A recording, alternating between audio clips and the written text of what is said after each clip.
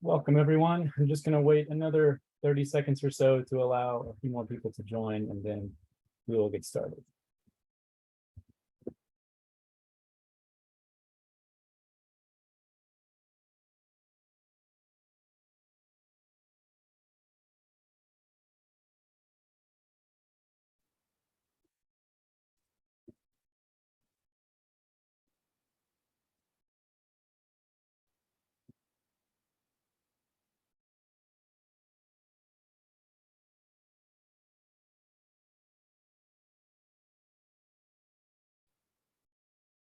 All right, well, let's go ahead and get started. So welcome, everyone. Good morning, good afternoon, good evening, wherever you are. Welcome again to the technical meeting on xenomonitoring for lymphatic filariasis surveillance, hosted by the Coalition for Operational Research on NTDs, or COR-NTD. Once again, my name is Lee Hunley. I'm a technical lead with the NTD Support Center, which is the COR-NTD Secretariat.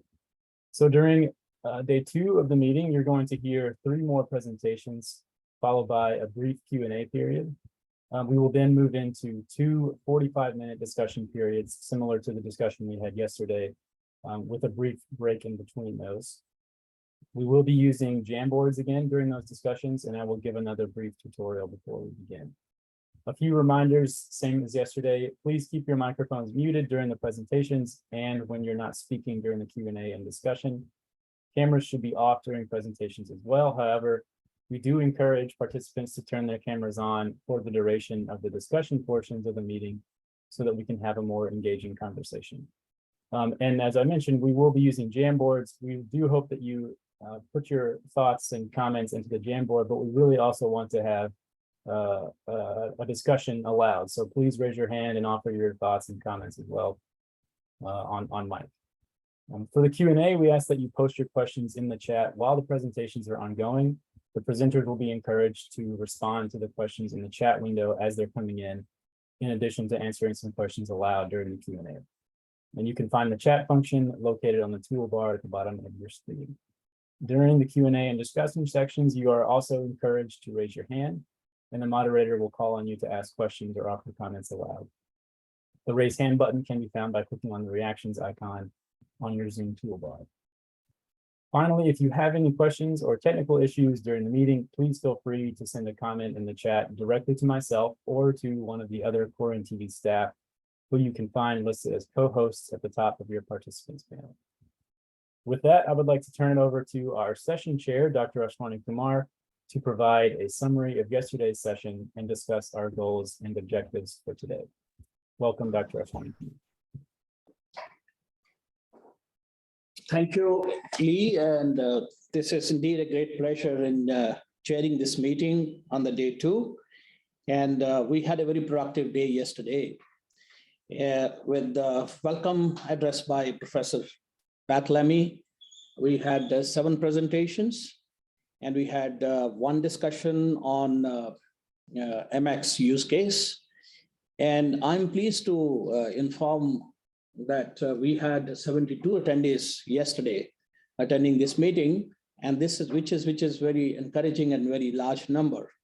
And thanks to pandemic COVID-19 that we can now virtually meet from far and wide without having to travel. And so this was quite an animated meeting. So let me give you a brief of yesterday's program.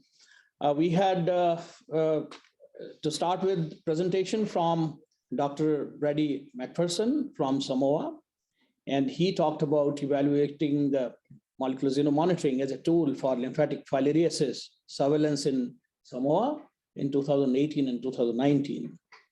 And the key takeaways from his presentation were that Samoa being endemic for Aedes transmitted LF, the results of his studies showed that MX is more sensitive in detecting changes in transmission post-MDA compared to AG, and MX may be used as a complementary tool along with AG to detect residual transmission.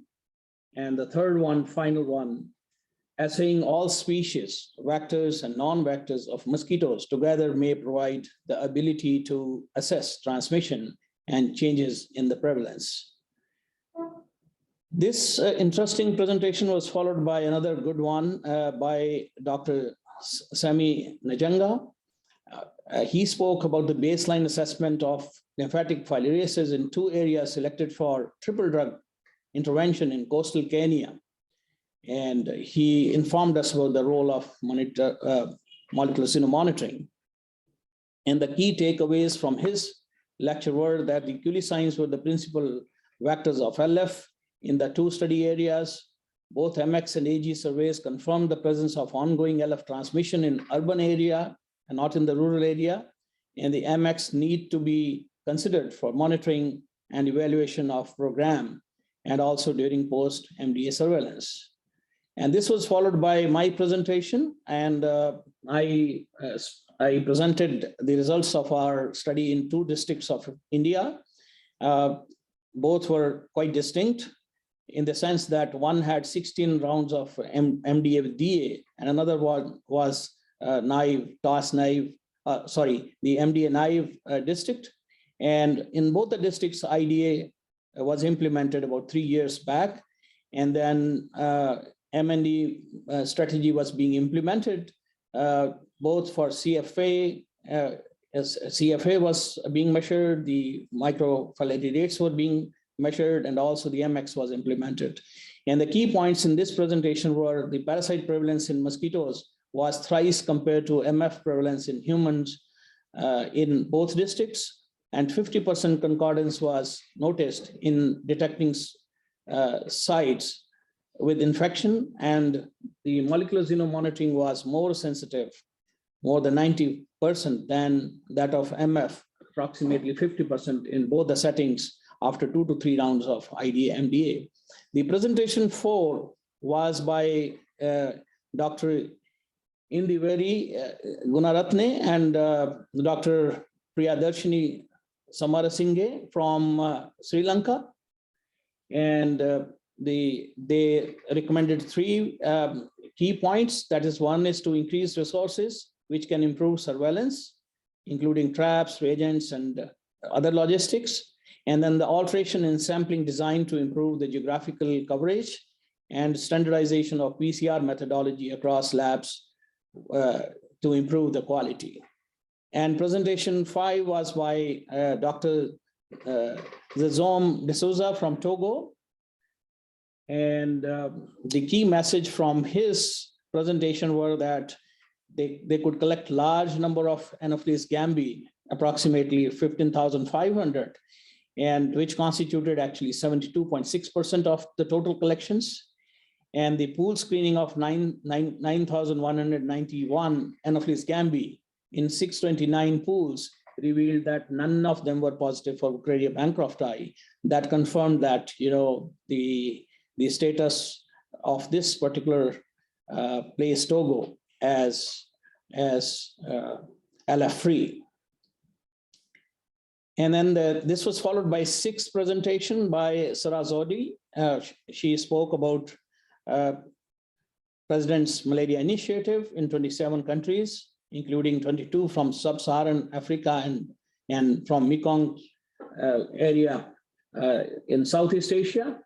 And she presented an extensive work that is being carried out for malaria control in these countries, and use of various interventions and trapping methods of mosquitoes, indoor and outdoor collections with different kinds of traps. And she was of the opinion that this kind of extensive collections can also be leveraged for LF, assessment in these countries. And lastly, there was a 7th presentation, a very interesting one from Indonesia by Dr. Peter Fisher, who could collect large number of species, approximately 30 species, and which were belonging to different genera, Anophelines, Culex species, and Adines, number of Adines, and also Monsonia, which were carrying the parasite DNA. And he could, his team could detect parasite DNA even in the feces of mosquitoes, apart from the histopathological techniques he used to demonstrate the presence of different the different stages of parasite in the mosquitoes. And so his emphasis was that we can use non-vectors also to monitor the ongoing transmission. And this was followed by an interesting discussion and quite an animated one on use case of MX. And the key points in this discussion were actually to determine that how to position MX in different program settings, and also in either in routine surveillance or baseline surveys, or to assess the programmatic achievements, or for making stop MDA decision, and also for the post-validation surveillance, and whether to use it as standalone or adjunct method, and what are the limitations in using MX, and what about thresholds of MX, which is arbitrary threshold vis-a-vis the thresholds of AG and MF. So harmonization of these three. So a lot of discussion took place, and how to implement it in programmatic settings.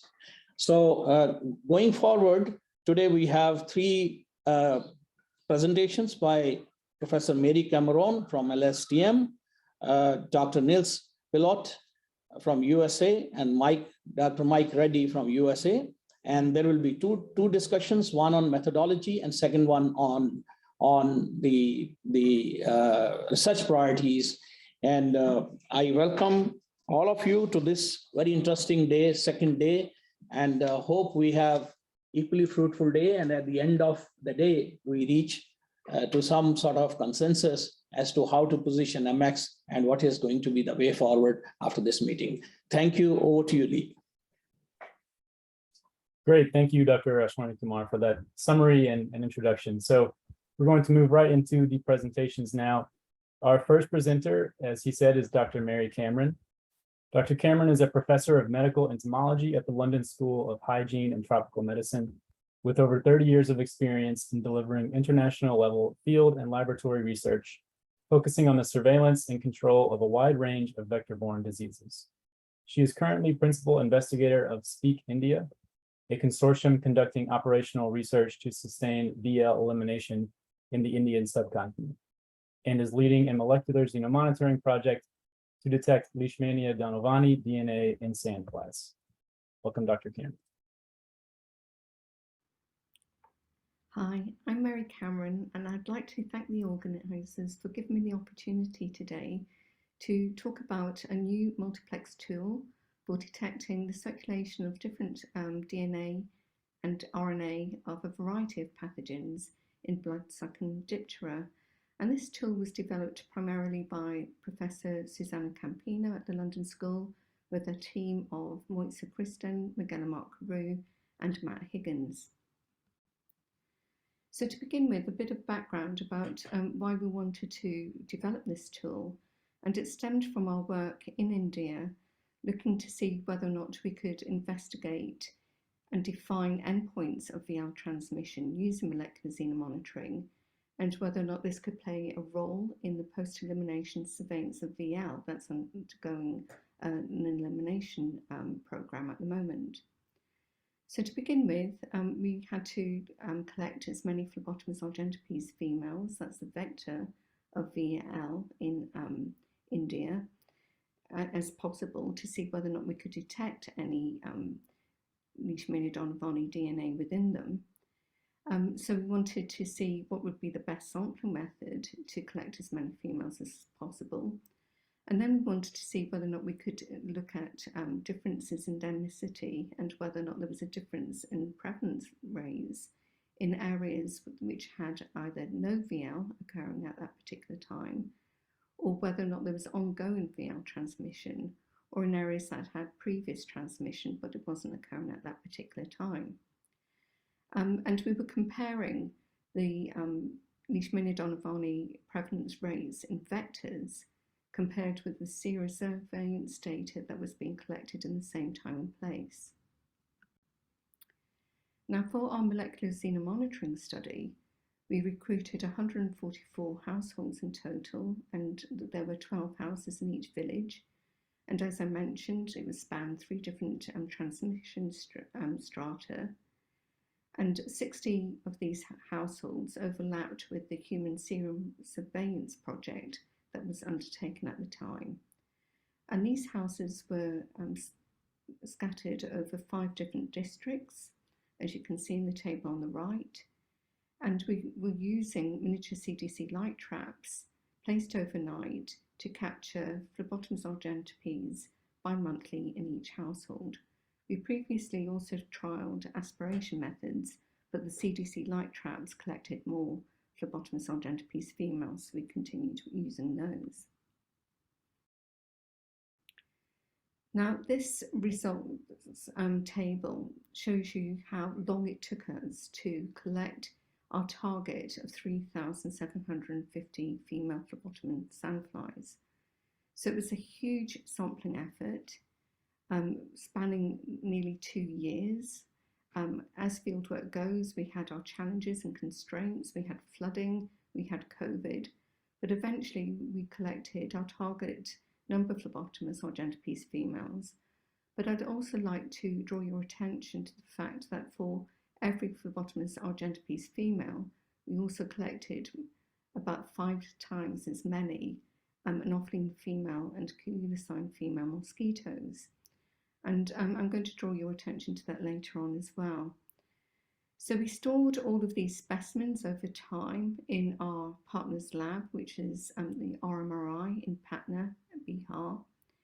And we dissected our females, pooled them, and then tested them for Leishmania donovani DNA using standard qPCR. And these are our results. Unfortunately, none of the 172 pools that we were looking at were positive for Leishmania donovani DNA. So this was a huge sampling effort. We collected large numbers of females, and the problem that we had was that because it was undertaking an intensive elimination program at that particular time, there was very low transmission occurring, so it was very difficult for us to detect any Leishmania donovani DNA in our sandflies. We also did a costing analysis, and we found that the most expensive cost for this molecular xenomonitoring was installing traps, and the other most expensive cost was actually extracting the DNA for qPCR using QIAGEN kits. So we started to think about what would be much more useful and beneficial for an elimination program, or any program looking at molecular xenomonitoring. What would be the best way forward? And because the trap installation was one of the most expensive costs, we think that the best way forward would be to look at all those mosquitoes in those traps, as well as the sandflies, and to look at multi-pathogen detection. Because QIAGEN test kits were very expensive as well, and traditional molecular xenomonitoring involves quite a lot of sophisticated material and time and infrastructure, we wanted to think of a way that was cheaper, more timely, and was also amenable to field conditions. So we were looking at RPA. So if you want to look at pathogen detection in mosquitoes or sandflies or any Diptera, you want to isolate the DNA or the RNA, and you can either use standard qPCR, or what we are developing is an RPA lateral flow dipstick, which is very similar to the COVID test kits that people have been very familiar with for the last couple of years. And what we wanted to do was to see whether or not we can detect a variety of different pathogens in the same sample of a pooled sample of mosquitoes or sandflies or whatever insect you've collected in that pool for different pathogens of interest. And in India and Bangladesh, those pathogens are of interest include different malaria species, Plasmodium species, Wuchereria bancrofti, lymphatic filariasis, a variety of emerging arboviruses such as dengue, Japanese encephalitis, and chikungunya, as well as Leishmania donovani, which was the focus of our particular program of activities. Now, the reason that RPA is very good is that you can have rapid amplification within 5 to 20 minutes and at room temperatures. So you don't need a qPCR machine. You can do this in the field at a temperature greater than 21 degrees C. It's also resistant to crude samples such as homogenates of mosquitoes and sandflies, and also the molecular reagents that you use are applicable for field conditions. And I'd like to show you some of the examples. So the cassettes that we're using at the current time can detect 2 different pathogens or 2 different strips at the same time. So if you wanted to, for example, look at 6 different pathogens, you could have 3 cassettes and test that pool for 2 pathogens on each of those cassettes. Now, the first example I'm going to show you is Panplasmodium. So on the right, you can see the cassette at the number 2 position is detecting any Plasmodium species. And you can see it's negative for a water control, it's negative for Anopheles stephensi mosquitoes, and also negative for a mix of DNA extracted from different types of mosquitoes at the same time. And it's positive for a variety of Plasmodium species, including all of the human malaria and also monkey malaria too, such as Knoll's eye. So you can have it as a pan-Plasmodium, or you can have it specifically for each of these different Plasmodium species. If you find that there is Plasmodium in that area, you can distinguish between the different species. It also works very well for dengue, so you can have a test strip for dengue. And you can see at the top we have a dengue positive sample and at the bottom a negative sample. And we've optimized this for dengue 1 to 4 serotypes, dengue 4, and also for Wuchereria bancrofti. So we can look at the difference at the moment. We've optimized it for 4 different pathogens of interest, Plasmodium species, dengue, Wuchereria bancrofti, and also Leishmania donovani. But we can also detect, if you wish to, different blood meal hosts, different vectors, and also KDR mutations for insecticide resistance using this methodology. So what we see going forward is that you can have a mobile lab which only needs these lateral flow cassettes, some RPA, plastic pestles, and epidorfs, buffers, and pipettes. So you don't need any fancy equipment. And why we think this is relevant to the program is that you can just use different vectors and non-vectors, anything that is fed on a human that has one of these pathogens circulating in the community. So if that human has one of these pathogens, even if it's not the natural vector and it's recently blood fed, we can be able to detect whether or not that pathogen is circulating. And we can do that for dengue, Japanese encephalitis, chikungunya, VL, LF, and malaria. And there are new lateral flow dipsticks available that can look at 3 of these pathogens at the same time. And what we're doing is doing a proof of concept study in Bangladesh. We're starting this next month in September. And what we want to do is compare the RPA test in the field with traditional qPCR.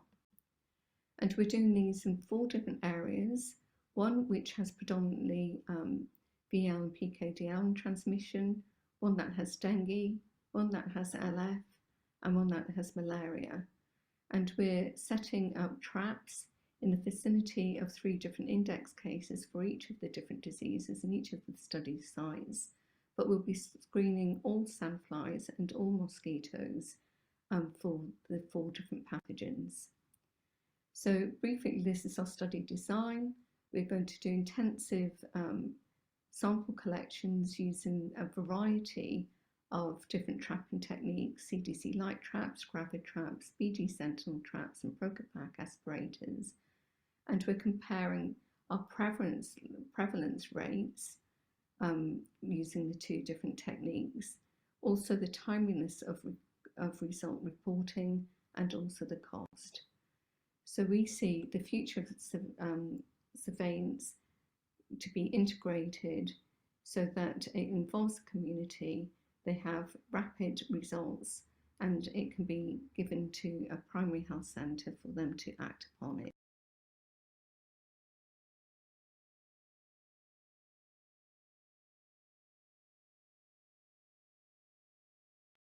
Great. Thank you, Dr. Cameron, for that excellent presentation. And again, you're welcome to post your questions in the chat now, and she can start answering them, or we can answer them during the Q&A period. Our next presentation is from Dr. Niels Pilat. Dr. Pilat is an assistant professor of biology at Quinnipiac University in Hamden, Connecticut, USA. His research is focused on improving molecular diagnostic tools and surveillance methods for NTD monitoring efforts. Please welcome Dr. Pilat. Hello, everybody. My name is Niels Pilat.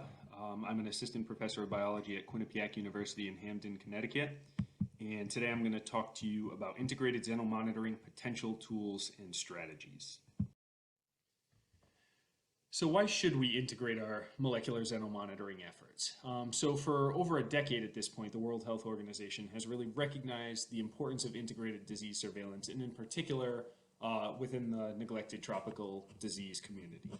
And there's a number of reasons for this. One is that it allows us to maximize resources and prevents repetition of effort. So rather than going to the field multiple times to collect insects, we can go once and test those insects for multiple pathogens. It also leads to opportunities for the integration of intervention efforts. So very similarly, rather than going to the field multiple times for interventions, we can go once and either perform multiple interventions or piggyback our interventions off of each other. It also allows us or provides us with information about concomitant infection risks. So how does infection with one pathogen impact rates of another pathogen? How does infection with one pathogen impact outcomes for infection with another pathogen? And so by studying multiple pathogens in a single study, we can gain some information about these relationships and learn about these relationships.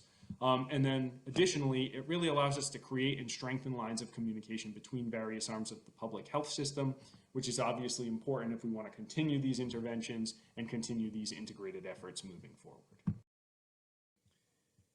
And so what is stopping us from integrating our xenomonitoring efforts? What really is that elephant in the room as it pertains to integrated xenomonitoring? And I think if we really boil this down, it comes down to one particular problem. And that's that xenomonitoring really does require a very well-defined relationship between pathogen rates in vectors and pathogen rates in the human population.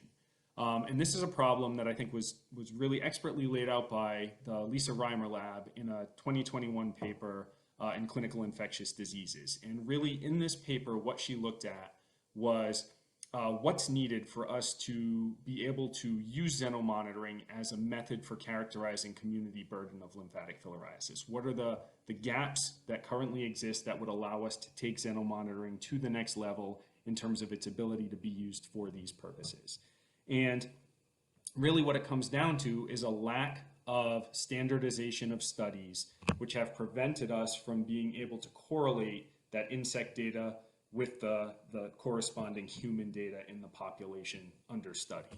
And as a result of this, the ability to use xenomonitoring for really anything more than a surveillance tool has been limited historically. And so in order to integrate, not only do we need to understand how this relationship exists for one vector disease pairing, but we would have to be able to do so for more than one vector disease pairing at the same time and under the same sampling conditions. And this is a big challenge. Because of this, I think a logical starting place when we're thinking about integrating xenomonitoring efforts would really be to integrate a xenomonitoring effort with a xenosurveillance effort. And so when we talk about xenomonitoring versus xenosurveillance, really what we're talking about is when we say xenomonitoring, we're talking about using an insect vector to extrapolate or to understand rates of infection within the human population under study, whereas xenosurveillance, we're just looking at rates within the insect population. And so if we can establish these relationships that we need to establish in order to understand how rates in the vector compare or correlate with rates in the human population, if we can do this for one disease, we could then build in surveillance efforts using those same sampling efforts. So in other words, if we can understand how insect rates correlate to human rates for one disease, we can then piggyback off of this to perform surveillance efforts for other diseases where maybe that understanding or that correlation with the human population does not yet exist.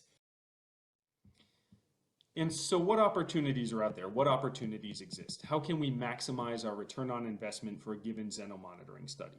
So let's say that we have a well-defined xenomonitoring effort. We know what vector we need to sample. We know how many of that vector we need to collect. We know our sampling strategy, but we really want to find a way to gain to improve our return of investment and maybe gain some surveillance data on some other pathogens that may or may not be present in the region under study. And so one way we can do this is using a technique called amplicon sequencing. And amplicon sequencing allows us to identify all of the eukaryotic pathogens present within a region without a priori knowledge of what we might want to look for. So everything present regardless of we know what is or is not there.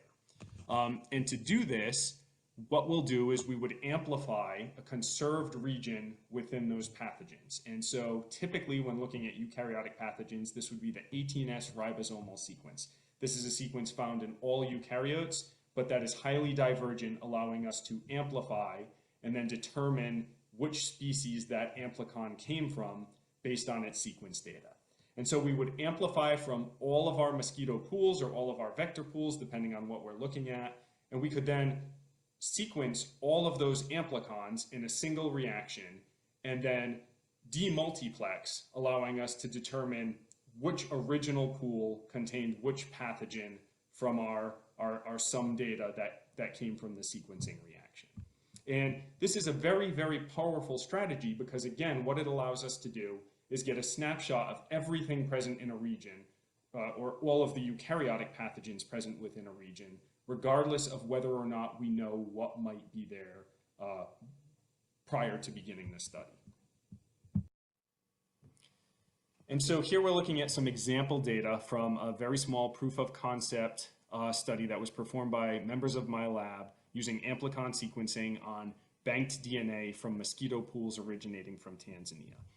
And basically what we're looking at here is the results of a sequencing reaction that have now been demultiplexed using a series of bioinformatic tools. So following the extraction of DNA, the amplification of the 18S region of interest, during which barcode sequences are added to each of those amplicons, and then sequencing, we can use a series of bioinformatics tools to demultiplex those results and determine what is present within each of those samples that we've included in the study.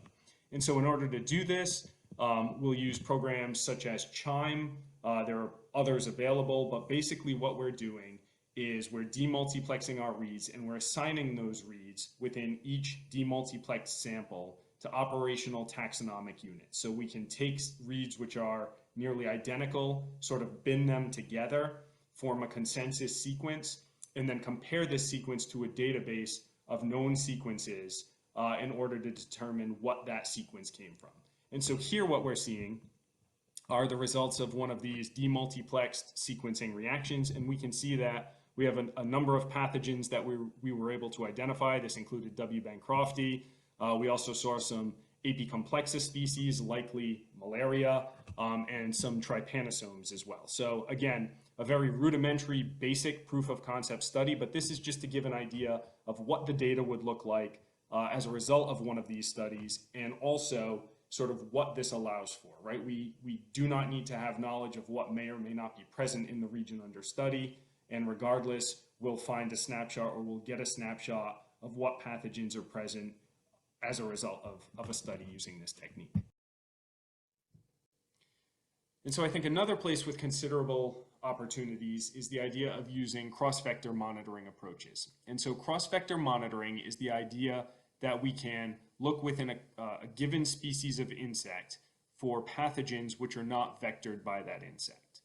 And so typically a cross-vector monitoring study would be done as an add-on to a traditional molecular xenomonitoring study. So in other words, we would collect vector insects for a given purpose to look for, a particular pathogen that is vectored by those insects, but at the same time, we could then look for other pathogens within the insects, even though they're not pathogens that would typically, or that would be known to be vectored by that particular species of insect that we've collected. And so below what we're looking at is some data from a recent cross-vector monitoring study that was performed by the Williams Lab in collaboration with the Reimer Lab, Williams Lab at Smith College, and Reimer Lab at Liverpool School of Tropical Medicine. And so this is from a recent PLOS publication that's currently under review. And if you just look at the red box, what we're looking at is the identification of positive or of mosquito pools that are positive for the presence of Loa Loa DNA. So Loa Loa, obviously not a pathogen that's vectored by mosquitoes, but by using mosquitoes to answer another question, we can sort of piggyback on and gain some information about the presence of Loa Loa or the absence of Loa Loa within a given region by looking for Loa Loa DNA signal within those mosquitoes that have been collected. And so here we're just seeing some proof of concept again for the idea that we can find these traditionally or these species which are not vectored by a given insect within that insect nonetheless. And so I think a third place where there's considerable opportunity is in the idea of using excreta testing. Excreta testing is the idea that we can test a sample of excreta produced by an insect or a vector for the presence of pathogen. And I think, again, the location or the area where we would see the most utility for excreta testing is probably at current anyway, as an add-on to a primary molecular xenomonitoring effort. So we can collect our vectors or our insects for a given purpose to answer a primary study question. But then instead of just immediately knocking those insects down, we could allow them to excrete into or over a filter paper substrate for 48 or 72 hours before knocking the insects down. After that period of time, we would knock them down like normal, and then we would in parallel extract DNA both from the insects to answer our primary study question, but then also from the produced excreta to answer our add-on questions or our piggybacked on questions. And I think one location where there's considerable opportunity using this technique is in the idea of integrating surveillance for a virus with a traditional eukaryotic pathogen xenomonitoring effort. So, for example, if we're looking at Aedes mosquitoes for the presence of lymphatic filariasis, and we want to look for the presence of arboviruses, this would be an excellent approach to use. Many times arboviruses are obviously replicating within their insect host, and so as they're replicating, these are being shed within the excreta produced from that host. And so we can test this excreta for the presence of an arbovirus, looking for an RNA pathogen in many cases, while saving the insects for DNA extraction in order to answer our primary study question. So where does this leave us? Well, I think by and large, one take-home message is that the tools exist. Amplicon sequencing really does lend itself well to integrated strategies. It provides widespread surveillance and mapping opportunities. And then some other techniques like cross-vector monitoring and excreta testing really do allow for more focused add-on surveillance efforts. So in addition to a primary study question, we can get at some secondary study questions as well. I think that one of the problems that remains, or really the pinnacle problem that remains, is that the definition of the entomological, epidemiological relationships for many of these diseases just aren't well defined. And defining these relationships will be critical both to maximizing the potential of integrated xenomonitoring and to just utilizing xenomonitoring to its full potential in a more traditional sense as well. And with that, I'd like to thank everyone for their time, and I would welcome any questions. Great, thank you, Dr. Palat, for an excellent presentation. And again, I see some questions coming in the chat and some discussion, so please continue to post your questions there. Our final presentation this morning, before we move to the discussion, is from Dr. Mike Reddy. A medical entomologist by training, Mike Reddy currently serves as a senior scientist on the premonition team at Microsoft Health Futures, a division within Microsoft Research. His research interests are focused on the development and implementation of state-of-the-art entomological monitoring systems to inform the timely and precise delivery of public health interventions. Please welcome Mike Reddy. Thank you so much, Lee, and thank you to the organizers for the invite to speak with you today and to really describe some of the new exciting technologies that we're working on at Microsoft to support xenomonitoring and disease elimination efforts globally.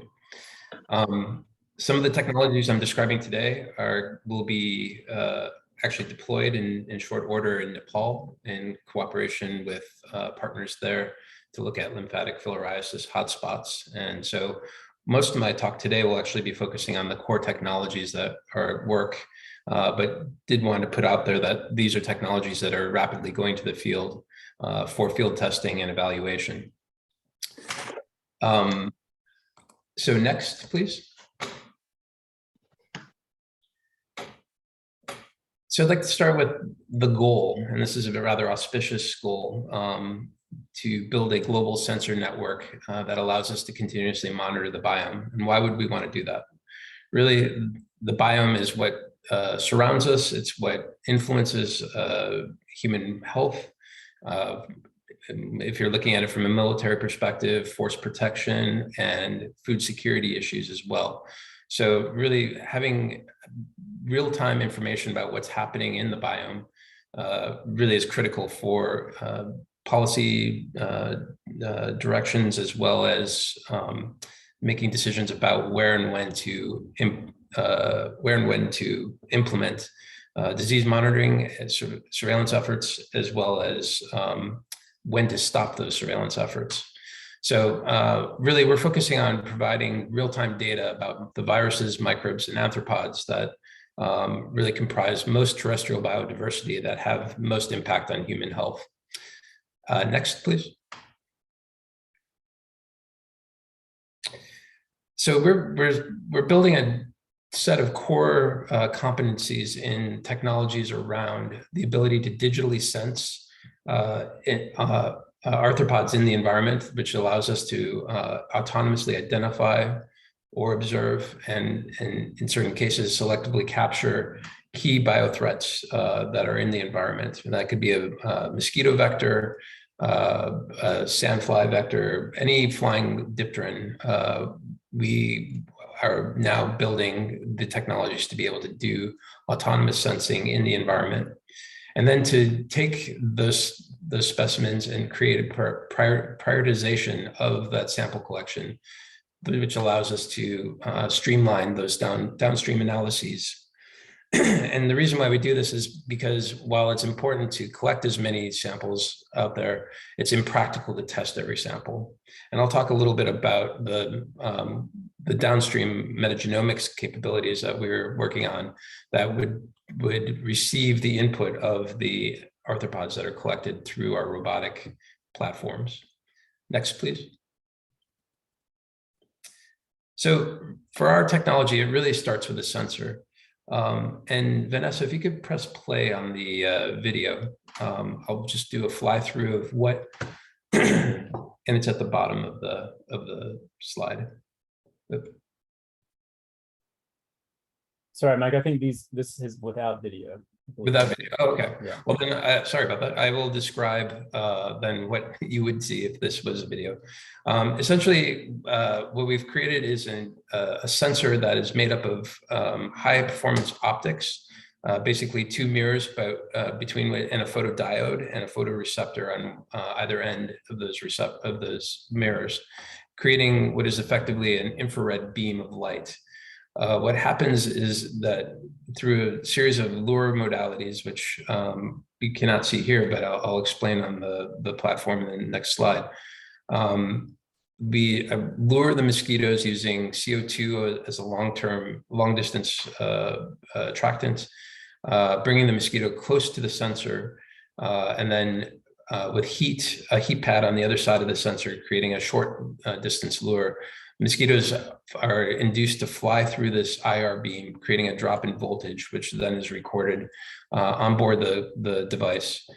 The device also has pre-trained classifiers, which are, I'll describe in the next slide, are a collection of wing beats that have been pre-recorded that then, using machine learning algorithms, we are able to generate a classifier which we can train the robots to specifically recognize an optical wing beat, basically the breaking of that IR beam by the mosquito, which is indicative of that species. That allows us to make a decision about when to collect that mosquito. If it's a mosquito of interest, or if it's perhaps bycatch that we would rather exclude from our downstream analyses. The robot can make a decision about whether or not to collect that mosquito within about 20 millisecond time frame, basically in real time as the mosquito is flying through the sensor. So we're actually collecting mosquitoes on the wing and making real-time decisions about what that mosquito is and whether or not to collect it. Next, please. So this is a kind of a busy slide, but I'll walk through how we're generating these species-specific classifiers. So we've developed an ACL2 lab in on campus in Redmond, Washington.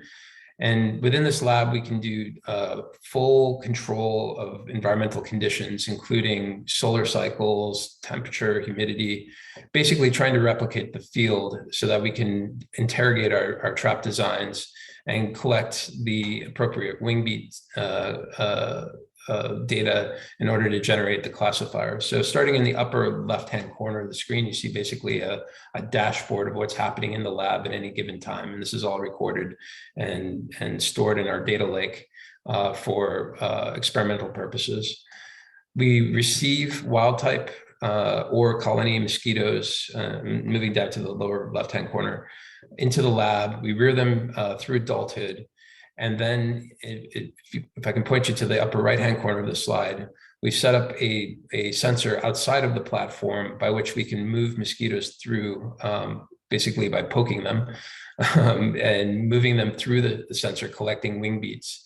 As we collect these wing beats, and you can see a representation of different species wing beats in the bottom right corner, we can generate species-specific classifiers using machine learning and generate these classifiers that can then be programmed onto our robots for field identification once the robot is deployed to the field. Or, as I said, we can interrogate the robot in our ACL2 lab using wild type and colony specimens.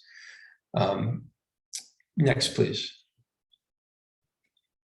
So this is a fly-through diagram of our third generation architecture of the traps that we are developing now for deployment in Nepal and other sites.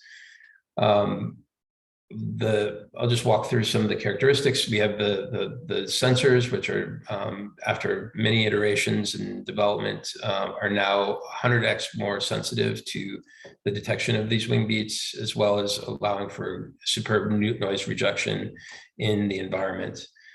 We're using edge intelligence and onboard compute to do the actual decision making of whether or not to collect that insect.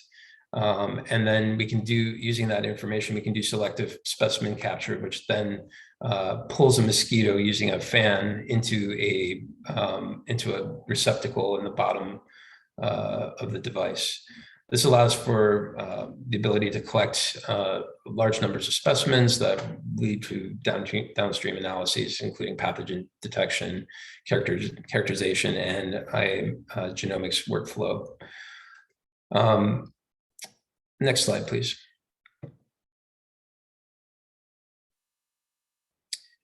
So in addition to developing robots that can make decisions on the wing as to what species to collect, or to collect all species, or to reject specific species, say a pollinating insect, We've also developed capabilities that allow us to estimate the biological composition of those specimens that are collected.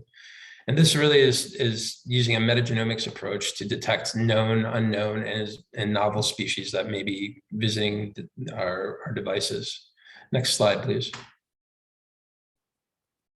Using metagenomics, we can scan for known and novel viruses, vectors. We can look at environmental microbiomes, evaluate host vector pathogen associations, determine and identify drug resistance genes, or look for anomalies that against baseline collections, looking for those invasive species or new species that might be visiting the traps in locations that have never been seen before. This really allows us to focus on both the vector as well as what the vector is carrying. And using metagenomics, we can we can really evaluate these relationships to give a clearer understanding of what is in the environment and what is visiting our traps. Next slide, please. Next, this will cascade. So we've developed a metagenomics pipeline that is robust. It is, to date, we've analyzed over 80 trillion base pairs of data, looking at large and complex environmental samples with all numbers of different sample types, ranging from mosquitoes to human samples, ocean water, lemurs, you name it. We've looked at a lot of different environmental samples and run them, and using our pipeline and been able to correctly identify and disaggregate large genomic data sets to determine the identity of the origin of the sample. Next, please. Out of those 80 trillion base pairs, we've generated a core reference database, which continues to expand and allows us to blast against for more high-tuned and discriminating analyses. Next, please.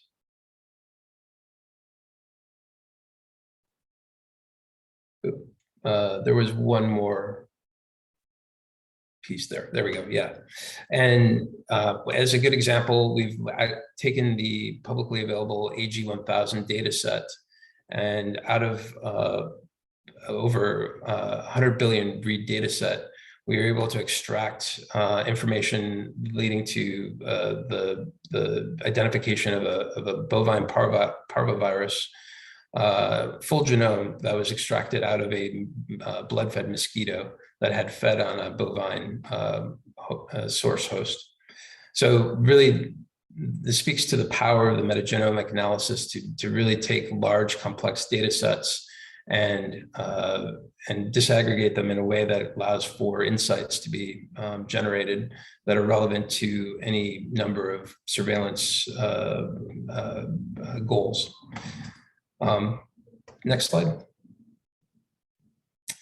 So this is just a thank you slide, but I wanted to mention that this technology is now leaving the lab and actually being deployed into the field.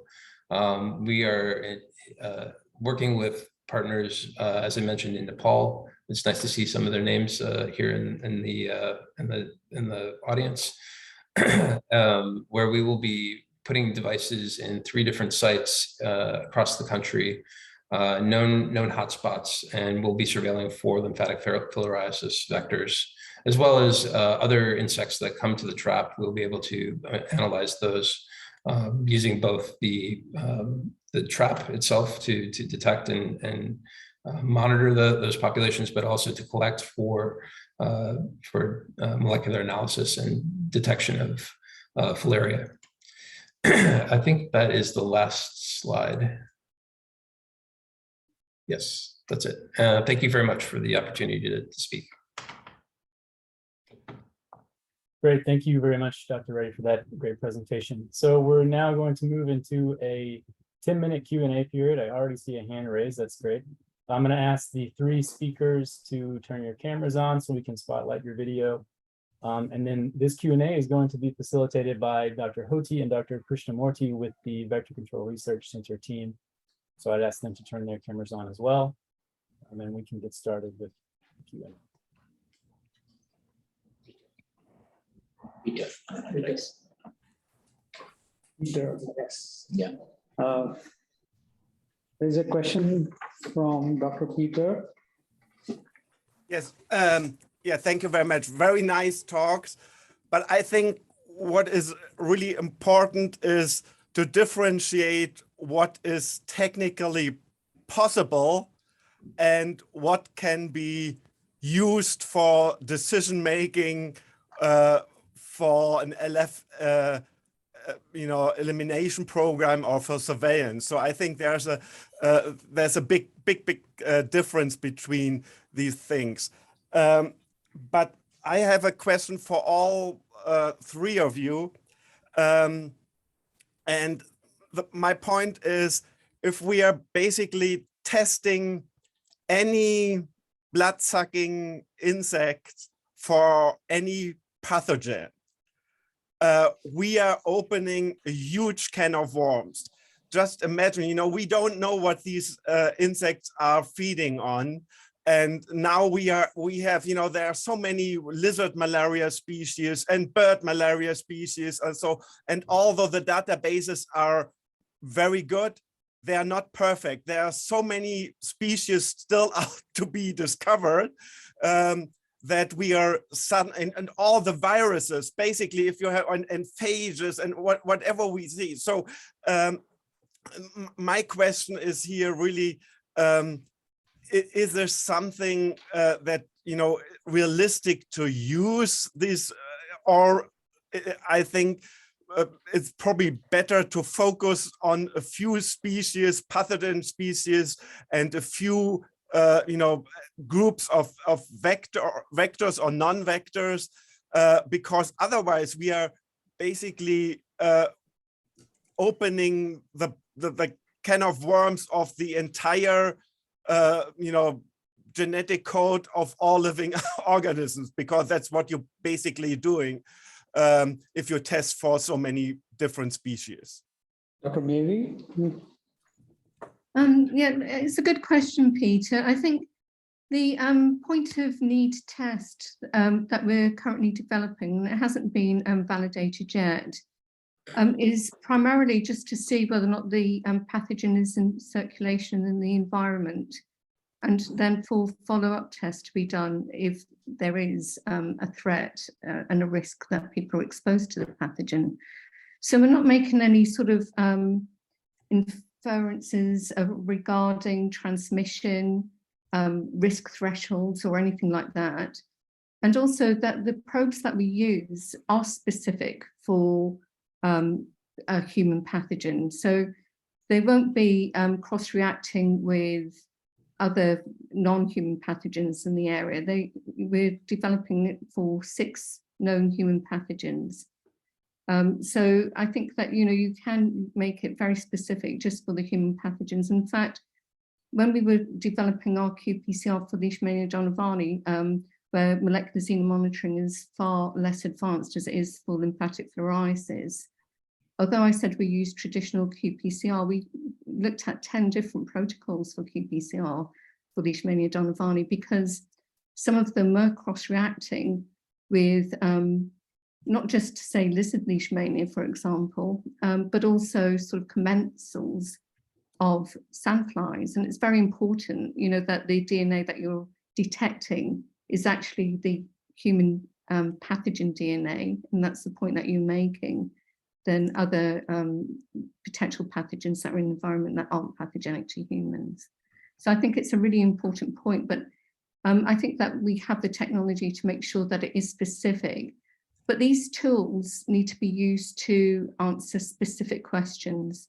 And I think, that this isn't the one that I was describing, isn't going to tell you everything about transmission of these different pathogens. It's only going to answer that one question: is that pathogen in circulation within the community? And if I could just add, Peter, I agree with what Mary just said. I also think that, you know, in thinking about integrated strategies, it really is thinking about how you can gain additional information in addition to answering a primary research question. So if you're looking to evaluate, you know, rates within the mosquito population for filariasis with the goal of correlating that with human infection or whatever the primary study ends up being, you can add some of these additional techniques on without really increasing your, you know, your cost much, because we know that the primary driver of cost oftentimes is the sampling itself. And you can gain additional information for surveillance type efforts for a variety of, you know, either viruses, if we're thinking about something like excreta feces testing, or if we're just testing for multiple pathogens in a multiplex fashion. And then for something, you know, if we were looking at an amplicon sequencing type strategy, while yes, you would get all kinds of stuff in there that maybe you're not interested in many cases, you could still look for a directed set of pathogens. You could just increase that set to 5 or 10, right? You might have 10 things that you know you want to look for that could be in an area, and you could ignore everything else and just look for those of interest. So you'd get a lot of noise potentially, but you could ignore the noise. Thank you.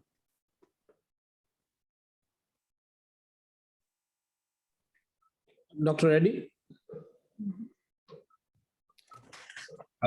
I think both the other speakers really addressed the points that I'd like to make. I think you know, the new technologies that are coming online, you know, may not be at the point where they're field deployable, but I think they're advancing in very quick fashion to the point where we can imagine doing, you know, multiplexed detection of different species in a single platform. I think metagenomics really allows for these kinds of approaches, and I fully expect that they will be field deployable in the near future. You can just look at the nanopore platform, which allows you to take this technology to the field now, and easily do these both basic research studies, but also in support of public health goals. So I think the future is bright and very exciting, but we absolutely do need to be focused on the operational questions, and not just you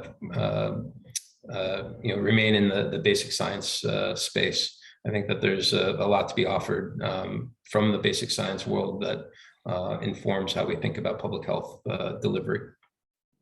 I think these are great developments as far as MX is concerned. All kinds of technologies are being explored. I feel there are two situations. One in which you are actually helping the elimination programs, and the other one is screening for various pathogens in vectors. So we have to make a distinction between these two. Dr. Gary, please, your question. Yeah, thank you. I was interested in Mike Reddy's talk, and I wanted to ask with the, I think it's fascinating that you can use beats per second for a flying insect to decide what species it is. When we use gravid traps, or when we use, certainly when we use CDC light traps, there's a lot of bycatch of other insects that come in. So I wanted to know whether you've done testing and whether, what percentage of, you know, purity do you get if you, let's say you want a Culex Quincke fasciatus or Anopheles mosquito, how much other stuff do you get just because it's around? Yeah, so you know, to date we've been mostly focused in the lab, and so we've been releasing mixed populations in the lab. We've not done this to the extent we'd like to in the field yet, but we do have ongoing studies in Houston, as well as a soon-to-be deployment in Nepal. So we'll learn a lot about the field bycatch numbers once we do those deployments, which will, you know, as we increase the acuity of the classifiers, just by virtue of collecting more wing beats and making those classifiers more specific. I expect that the bycatch numbers would be reduced over time. I will say that the classifiers right now are running at about 95 to 98% accuracy and in the ability to discriminate between QLEX and 80s vectors. And that was performed or demonstrated in Houston in a pilot study.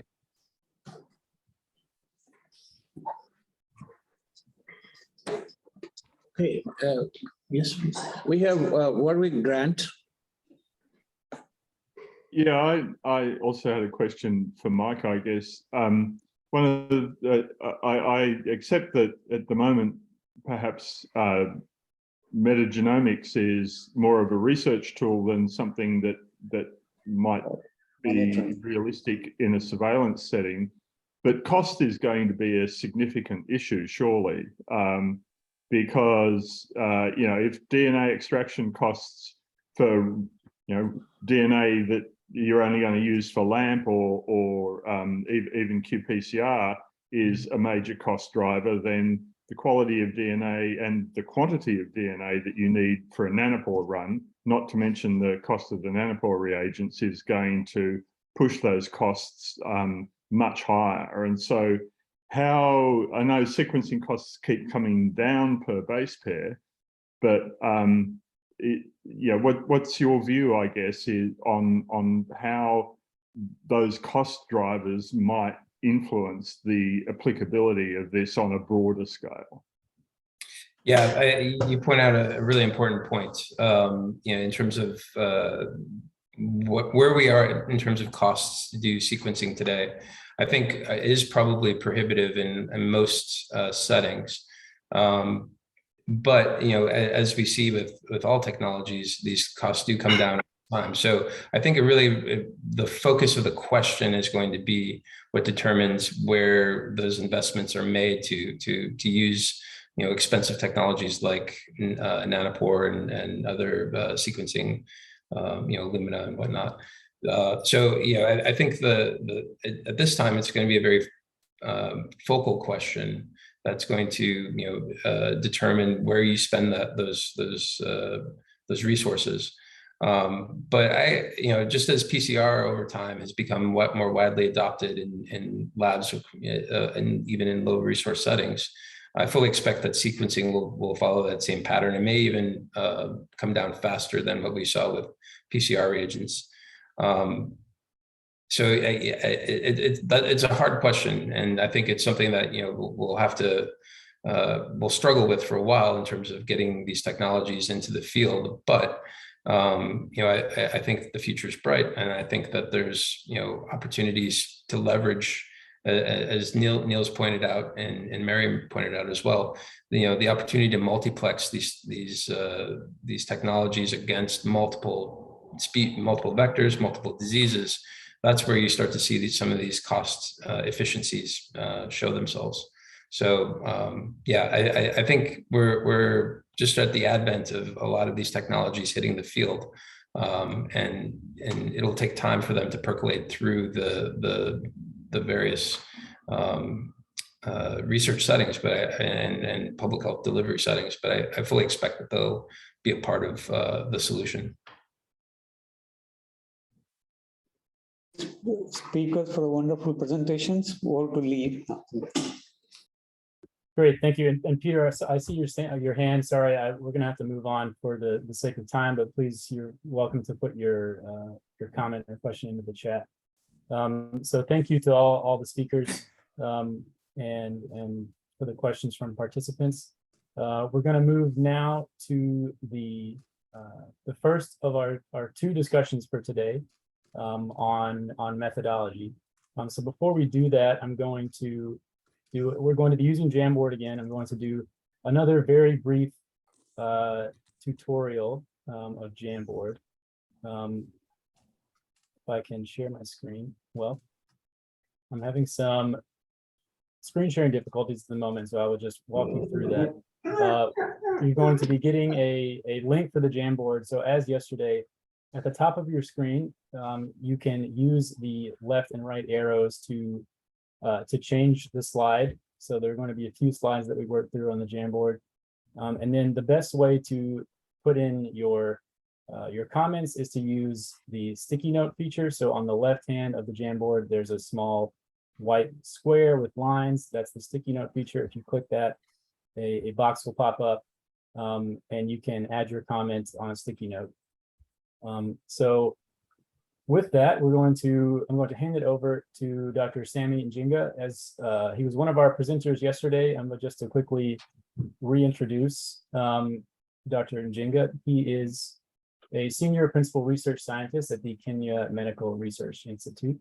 So Dr. Njinga, over to you. Thank you very much, Lee, and thank you to the three presenters, Mary, Niels, and Mike, for a wonderful session.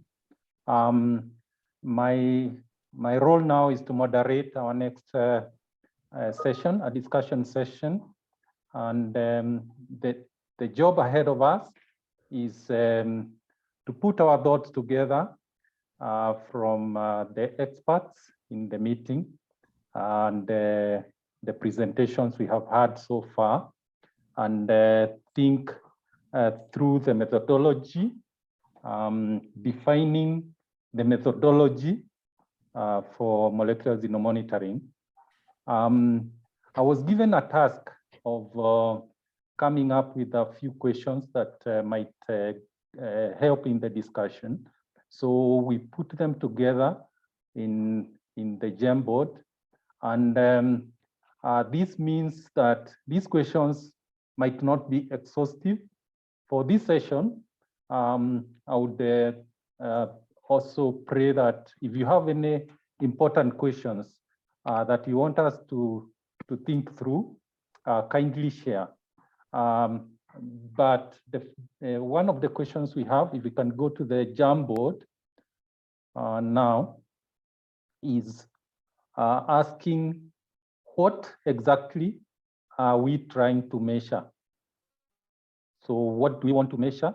And just like yesterday, and as Lee has said, we really want to make sure that everybody is using the Jamboard. I can see already there is a comment whether we should focus on infection or infectivity. That's a very good question. What do we want to measure? Yes, I agree. We need to define this. Any other thoughts? What do we want to measure? Yesterday, we had discussions on success of intervention. Yes, I can see some other comment. We should measure infection. If there is a signal in the mosquito, then there is microfilaria circulating in human population. Infectivity is useful for vector incrimination. This is very good comment. Yeah, I can see them coming fast and furious. Yes, the other thing is presence, absence of infection. And there is a question mark. Prevalence? Yes. There is a comment that we also, it's presence, absence in the human population, but probably not prevalence per se. Also potential for transmission and MDA impact. A wonderful comment. Thank you very much. There is a comment here. We should define terms. Yes, define terms. I think, Lee, let me know when there is a hand up and we can give an opportunity to somebody who might want to define for us some of the terms. Yes, no hands up right now, but again, we do encourage you to please raise your hand and offer comments aloud. We're hoping we can have a conversation in addition to the thoughts that we're collecting here on the Jamboard. And I've just posted the link to the Jamboard again in the chat in case you missed it. Okay, thank you, Lee.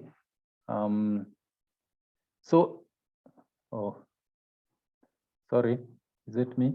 There is a comment here that seems like in most cases the question should be presence or absence.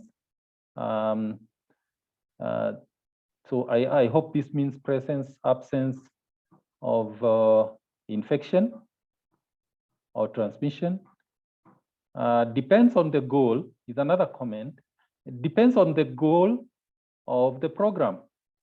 Defining endpoints, looking at whether to increase interventions, very good, or whether a pathogen is in circulation for further investigation. I think this is wonderful. This is a good measure. We should differentiate between DNA detection, yes, infection and infectivity. And there is an exclamation mark, which is wonderful. This is a difficult area.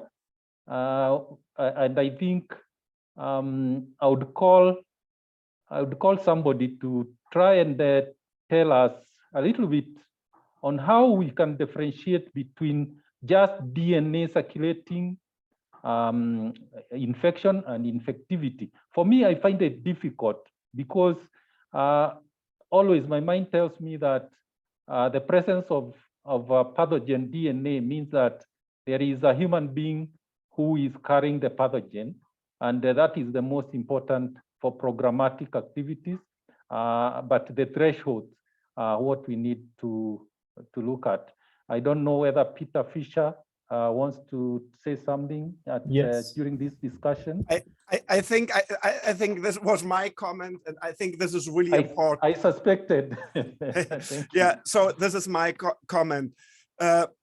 Just to give you an example, you can have onco in a population. People have microfilaria, but the vector has been eliminated, and you collect mosquitoes, and for some reason you find Onchocerca volvulus DNA in the mosquitoes. So you still know that the human population, that there are microfilaria around, the pathogen is still there, but there's no transmission because there are no black flies there. So the infection will die out. So this is just DNA detection in a mosquito or an insect. Infection means that you have development of a pathogen in an insect. This means infection of the insect. And infectivity is actually you have the infectious agents ready to submit, for example, the L3 in a vector. And this is really, then we need to talk about vector. Infection and infectivity happens only in competent vectors, while DNA detection you can find theoretically in any blood-sucking insect. And I think that's very important to differentiate. And we heard, from Mary's really very nice talk that a lot of things that she tests for in her sandflies gives you information about circulation of the pathogen in the human population. We know that it is in the humans, for example, but we also know that sandflies are not transmitting lymphatic filariasis. And if there are no proper vectors there, then there is no transmission going on. Thank you very much, Peter. I think those are one comments, and I think you are clarifying the issues very nicely. I think I don't want to add, but I think that is a very good point, and it needs to be considered, especially when we are developing approaches that are going to be used for molecular xenomonitoring.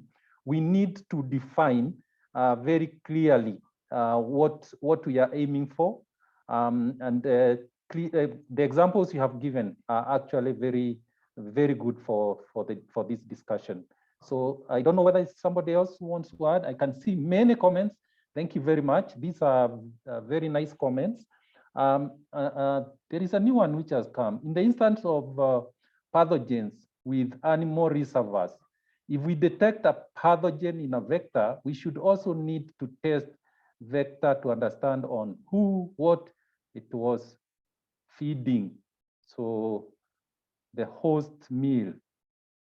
So this adds to the complication, I think, or to the another level of measurement to me. Good. It's a good question, really. So there is a comment. Sandra Lenny pioneered detection of L3 specific transcripts. However, this approach requires much larger mosquito samples, and molecular xenomonitoring for any stage is sufficient to demonstrate persistence of the parasite in human. So I think this is following what Peter says, that we need to differentiate this presence of DNA infection and infectivity. Very good comment. Xenomonitoring should be always used to define the infection in human population. My concern is with the discussion in the relationship with the human blood index in the hematophagous insects. Right, very good comment. Is there any hand that you can see, Lee?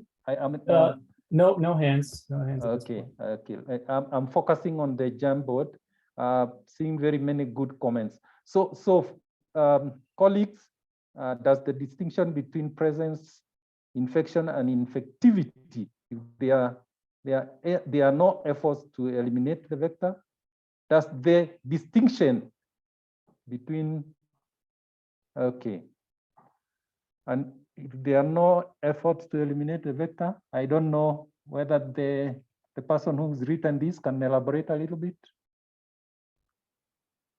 Yeah, I'm seeing a hand from Dr. Ashwani Kumar. Yes, please, Dr. Kumar. So, yeah. So it's my colleague, Dr. Krishnamurthy, would like to ask a question. Yeah. I think probably that if we accept the two terminologies like zero surveillance and zero monitoring, of course, there is a difference between these two. And largely, we were discussing about xenomonitoring. It means that looking for some pathogens in the vectors. So the xenosurveillance is something different, and the xenosurveillance relates to identification of the vectors and also their capability or the potentiality in transmitting the infection. So if such is the case, infectivity is more relevant for xenosurveillance because we want to identify the vectors, particularly for a natural, incrimination in the field. But coming to the infection, I think that's what we are looking for as a proxy indicator for the carriers in the community. So probably that the differentiation is that infection means something xenomonitoring, and the infectivity means the zero surveillance. So I think probably that if these two terminologies are accepted, I think we can clearly differentiate this, and that will explain that what really we are trying to measure. Thank you. Thank you very much, Dr. Oti, for that elaboration. I think, yes, we really need to be clear about these two terminologies, xenomonitoring and xenosurveillance. I think it's good you are providing additional inputs. I see a comment, and I'm being directed to it. I like this Jamboard. Sandra's method, I can enlarge this a little bit for everybody. Sandra's method of detecting L3 specific RNA in my lab worked very well, and we had no trouble with isolating RNA and DNA simultaneously at no increased cost. I believe Sandra was in Steve's lab.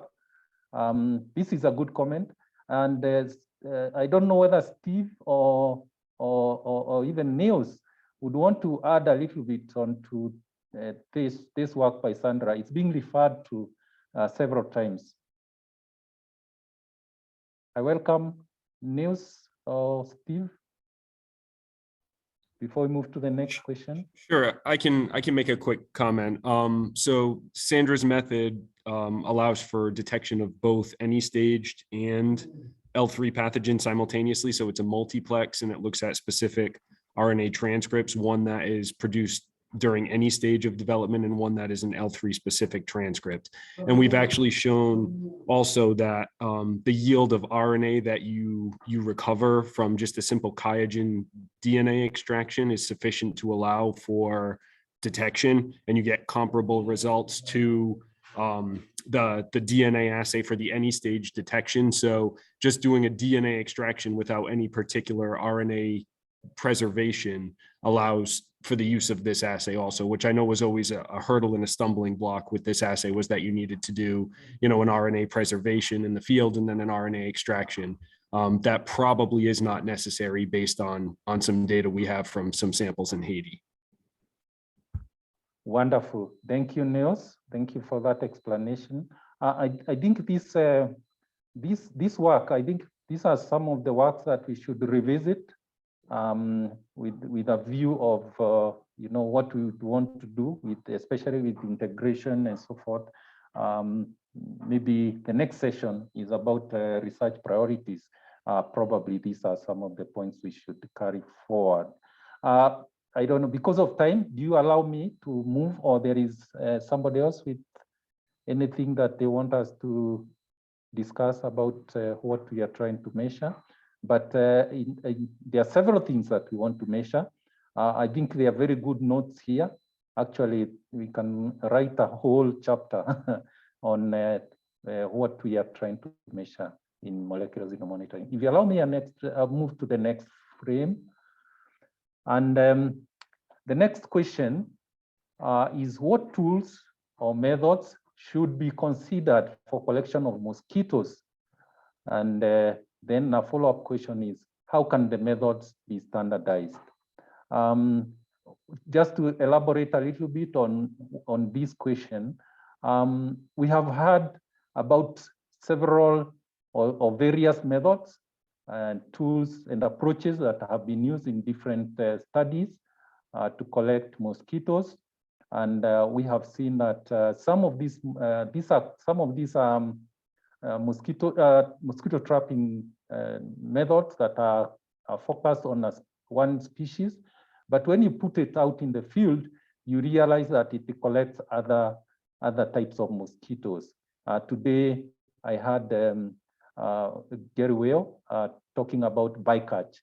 We have seen it in Kenya in our study, the IDA study. We have seen the CDC light trap catching a lot of culex in one area, but not a lot in another area. So even the setting is different. So the many methods, they are there. So can we brainstorm a little bit about the methods and what we need for molecular xenomonitoring? How can we standardize those? I can see already there are some comments coming in that multiple methods should be tried, as there would be a lot of discordance between countries and even between different areas of the same country for the same vector. That is exactly what we have seen in Kenya. I like this. This aligns with what we have seen. Very good comment. Tools and methods depends on their resting behavior, biting hours, breeding places, feeding pattern, etc. So these are some of the various factors we need to understand about an area where we are considering for molecular xenomonitoring. So very good. Any additional comments, colleagues? There are several comparisons in the literature with mixed results. Depends on context, species, seasonality, behavior, etc. Wonderful comment. Very good comment, actually. Very good. I don't know whether Patricia Graves is in the meeting today, Lee, if you can guide me. I'm not seeing her name on the list right now. Okay, okay. Because I was looking at some work done in Samoa, and there is this paper published in the Parasites and Vectors, and they're looking at various types of traps, and they are also adding CO2, the lure, the human lure, and another chemical, octonyl. So I don't know whether the entomologists in the room can help us to say, do we need to consider adding these to the traps, the CO2, the lure, and other chemicals?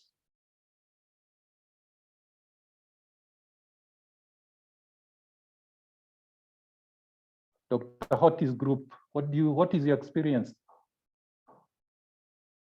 There is a comment here. There are different vector species in different geographies. A comparative analysis of methods is required, much as there will be discordance between tools. Nice comment. Does anyone have experience with host decoy traps for mosquitoes? Good one. Yeah, it's Brady Mick. It's Brady Mick here. Just to comment on some traps in our experience. Yes, please. In Samoa, but also my experience in PNG. The sentinel traps that we used in Samoa were obviously very good with Aedes that we were looking at with Polynesiensis, but they were also very good with Culex.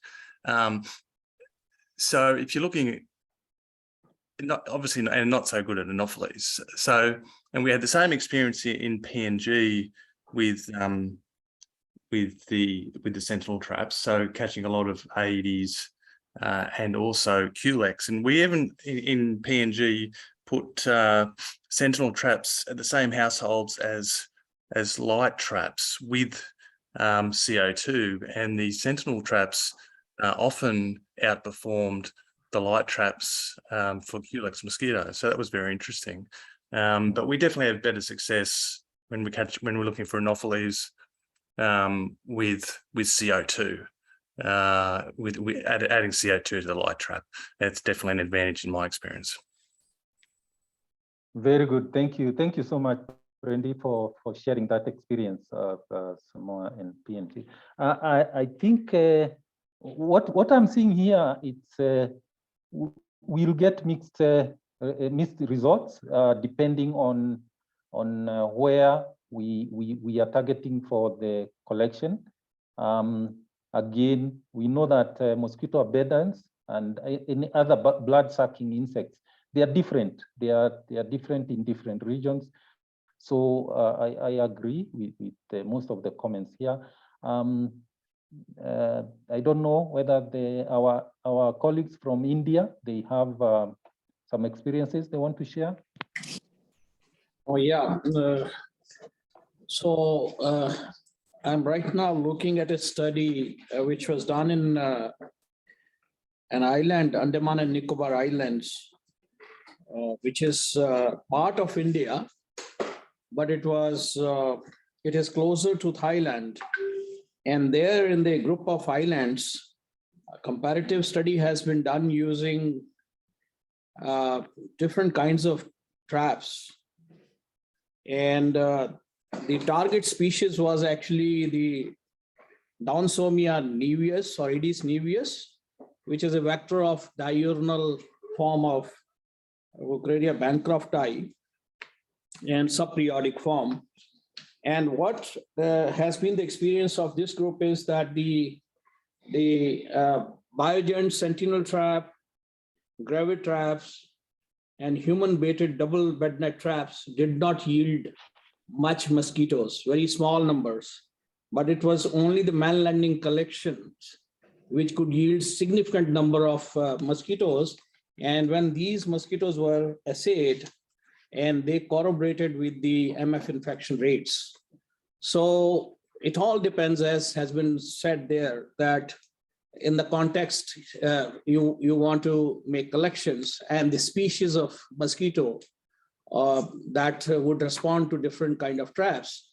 For example, the traps that we are using, gravid traps for Culex fasciatus, it readily attracts large number of Culex mosquitoes. And so that's what we have deployed in the 2 districts that I talked about. So it all depends, what is your target species, what is the behavior of species.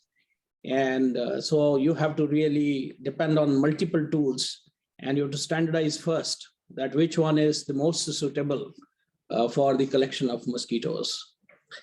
Thank you very much. Yeah. Thank you. Yeah. I like the experiences. I think these are very good comments. Because of time, can you allow me to move to the next slide? Lee, you can move it for me.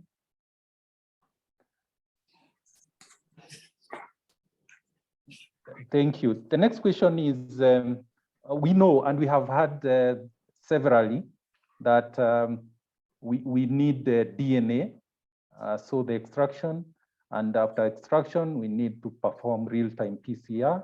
So these are very, very important steps in molecular xenomonitoring. So what are the methods that are required? We have had several methods today, and I can see already some comments here. Perhaps the question could be whether the alternatives to qPCR, the real-time PCR, we have heard today about RPA and LAMP, very exciting. Yesterday also, Jijom talked about LAMP, which have lower technology requirements and more robust, and the non-ideal conditions should be developed rather than focusing. Yeah, this is a wonderful comment. And also, it's related to this, surely. Recent advances in miniaturization of qPCR instruments, okay, and advances in inhibitor-resistant polymerases make qPCR as easily field deployable as RPA and LAMP. Oh, that's another addition. So there are developments in qPCR, making it quite small so that you don't have the huge machines in the lab, and the reagents, including inhibitor resistant polymerases.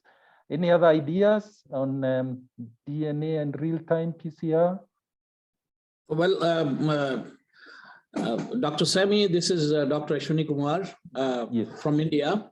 So I may like to add that now handheld PCR is being used, to monitor tuberculosis, and the platform can also be used in the field for malaria. It has a DNA chip, and this technology, the hardware can be used for multiple uses, and it can be adapted to even I believe, listening to Dr. Mary Cameron, even for the DNA, DNA in the mosquitoes in the field, and of course, this can be a very sensitive and very handy tool to perform the PCR right in the field where you are collecting. And so we should think of using these machines that are now becoming available. Thank you. Thank you so much, Dr. Kumar. I see a comment from Steve Williams about BioMIM. qPCR instrument also, for example, is less than 10,000 and can also multiplex and run on a battery. Excellent. So you can even carry it to a remote lab. You don't have to go to, these are good ideas. And the handheld by Dr. Kumar, I don't know whether you can share some references for the team to look at. But that would be really, really good. Yeah, sure. Lee will share. I will share with Lee, and Lee will send to all. Thank you. Yes. There is a comment here. Completely agree that we need to think of cheaper, more timely, and field-friendly tools for DNA extraction and PCR. Yeah, that's agreeing. And there is a question, Minion. I think Minion is a technology.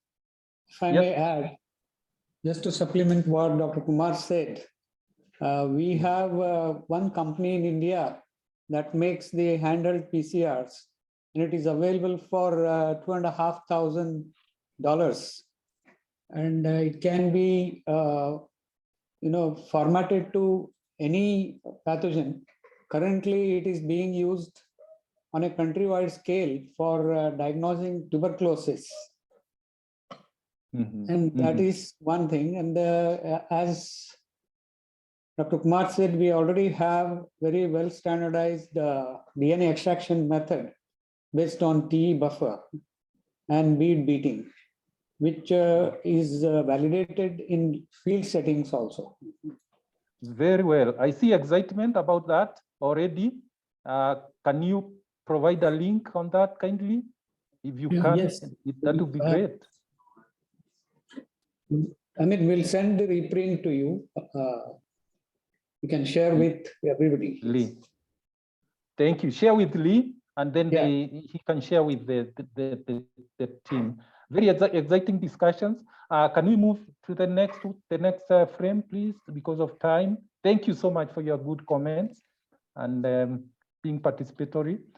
Now, we know that LF is found in endemic countries that are in low or middle income countries.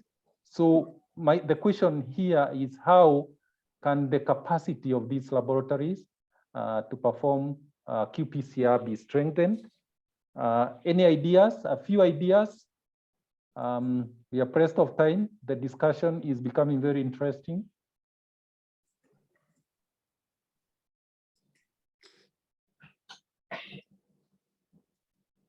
Yesterday we had that question also. I think it is where samples or some partners are doing the work, and a question was asked whether the Ministry of Health themselves will be able to run the tests. I see a comment already. With low cost, field-friendly instrument, many of the barriers will be removed. Very good comment. So we need these low-cost, field-friendly instruments. Whatever methods are used, establishing infrastructure and training that is sustained over time is critical. Very good.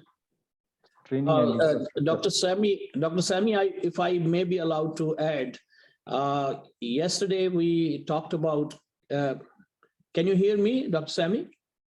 Yes, please go ahead. Yeah. So in the context of COVID-19 pandemic, I can talk about my country, and possibly the situation may be same in many other countries. More than 3,000 laboratories have been established with RT-PCR. It's a sort of network countrywide. And these can be repurposed and can be leveraged for xenomonitoring exercises. We have already proposed this to our ministry. So there is a possibility there, because already the hardware is available, the expertise is available, and it's a question of training the existing staff, which is deployed to test for COVID, and can then, with suitable training, be deployed for xenomonitoring. Very good, very good. I don't know whether my colleagues from Africa are in the meeting. I think Jijom and Professor Boache, I think there has been an idea of developing a network of labs for not only to build capacity only, but also for external quality assurance purposes. This is something that we was mentioned a little bit yesterday, but I think it's another way of building the capacity or strengthening capacity in the regions. If, for example, Africa, we could have such network of labs, we could benefit a lot by conducting the trainings in the region, and also develop a system for EQA. So maybe, Professor Boache, you there? Jijom. All right, many good ideas are coming in. regular training to keep abreast with new technology. This is very needed, very much needed, and need to retain good staff. Yes, staff mobility is very high. The experience of trying to use HIV labs for qPCR, there is okay. Dr. Zinga, I think Jejum unmuted himself if he has a comment to offer. Okay, if he unmutes, he can dive right in. Hello, can you hear me? Yes. Yes, we can hear you, Jejum. Oh, good.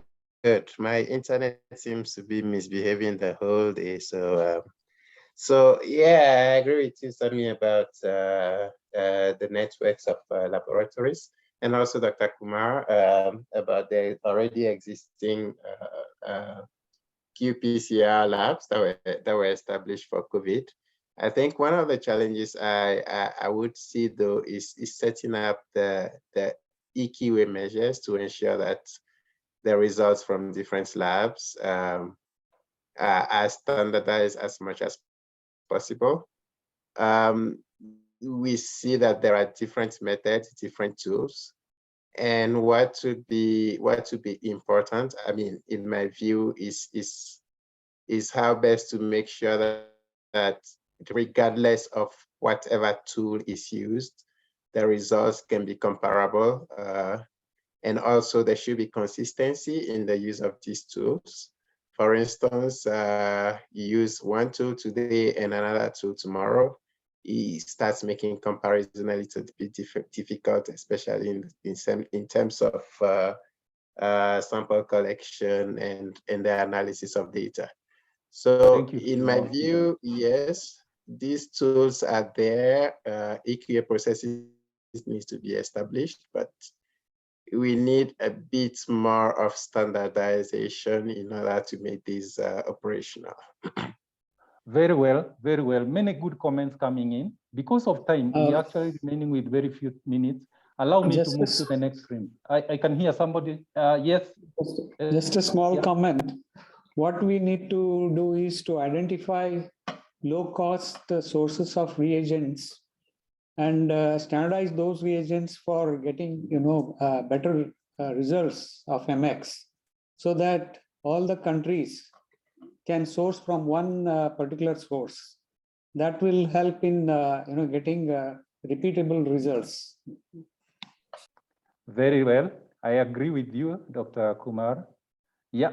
The other question is, are there any tools that are still needed to make molecular xenomonitoring more efficient and cost-effective? I think we have somehow answered this question. We have seen a lot of gaps. We need to make other tools that we have seen. For example, today we have seen some tools that are used. Do we need some effort to make them more usable for molecular xenomonitoring? When I listened to some of these tools, they are like the one that Mary mentioned. You are using maybe near the site. So I don't know whether other people have any ideas, but I feel we have covered quite a bit on this. Any other ideas? We have a hand from Gary Wilde. Yes, yes, Gary. Hey, Sammy. I think that I made the comment, but you didn't highlight it. I think that many countries won't sign on to this unless it's considered, unless global program or WHO endorses. So for onchocerciasis, molecular monitoring of black flies is part of WHO policy. I think it's important for us to try to find out from WHO or a consensus of the group what would be needed to actually demonstrate that this is that this approach should be part of the core program for surveillance in order to then get the policy decision. Right now, there is no general recommendation. Yes, they have sero surveillance can be used, or vector control can be used, or PCR can be used, but there's no actual endorsement. And I don't think they're going to be ready to endorse this now. So then we should focus on what studies and what steps would be needed to get that kind of endorsement. Otherwise, we're kind of just waving our hands in the air. Thank you very much, Gary. I don't think I can even add more. This is a very pertinent issue. And I know that this meeting, probably one of the takeaway messages is what you've just said about the need for WHO and other partners to maybe have a meeting and give guidance on this. Excellent. And we have a hand actually from Jonathan King at WHO, I think, to respond. Welcome, Jonathan. Thanks, Amy. Can everyone hear? Yes. Yes. Okay. Yes. And thanks, Gary. It's really important comment.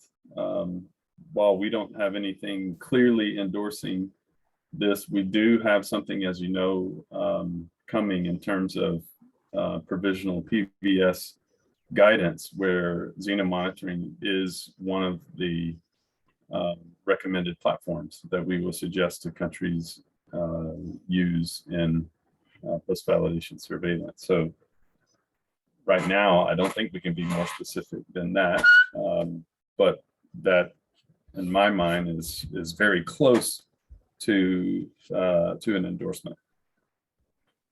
Thank you, Jonathan. That's very good. It's good to hear that, yes, it is it's close to a guidance from WHO that molecular xenomonitoring is recognized as one of the approaches for monitoring and surveillance. Thank you, Jonathan. Allow me, I have very few minutes to move to the next one. Kindly. What are the challenges preventing the development of necessary new tools? We have highlighted challenges. We just need to summarize like 3 or 4. What are the key challenges you consider for development of the necessary tools? Colleagues, so do you feel maybe it is, what do you feel? I don't want to prompt too much. Funding, I wanted to say funding. Sustainable funding, right? Any other apart from funding? Technology, is technology there? There is adequate technology from today's meeting. I can see advocacy. We need to do advocacy.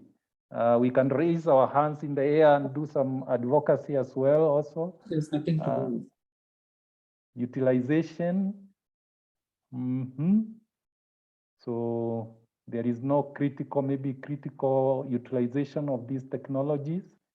Any other? Lack of TPP. Pat is listening here. We need TPP. Pat is the chair of the WHO Diagnostic Technical Advisory Group. This must be Pat. TPP is coming. It's probably Kim. It's probably not me. Right. Clearer definition of goals. What are we trying to measure? Yes, we can revise our notes. We had very good and very participatory discussion on what we are trying to measure. Program support. At what level? Global. Bandwidth. So many competing priorities. Yes, agree. Advocacy is key. Very good. Very good. So excellent. I have a point to add here. We need to engage with the developers of technologies. We have several institutes, for example, in India, the Indian Institute of Technologies and all that, and they are developing a lot of platforms. And I think we need to engage with them and tell them what actually we need from their labs, and they can help us in developing. There are a lot of the startup companies that are coming up in the country, and also there are hubs, technology hubs that are coming up. So and they are developing devices. medical and diagnostic devices. So I think engaging them and telling them our needs would help in fast development of these technologies, new platforms. Thank you so much. I see many comments coming in. Lee, I think there should be a way of summarizing these comments. They are so good. Yes, I can see another comment just came in. Policy. One approach used at WHO is to convene an evidence review group. Excellent, very good. Mindset and commitments from corporations. All right. Thank you very much. Can we move to the next frame, kindly, Lee?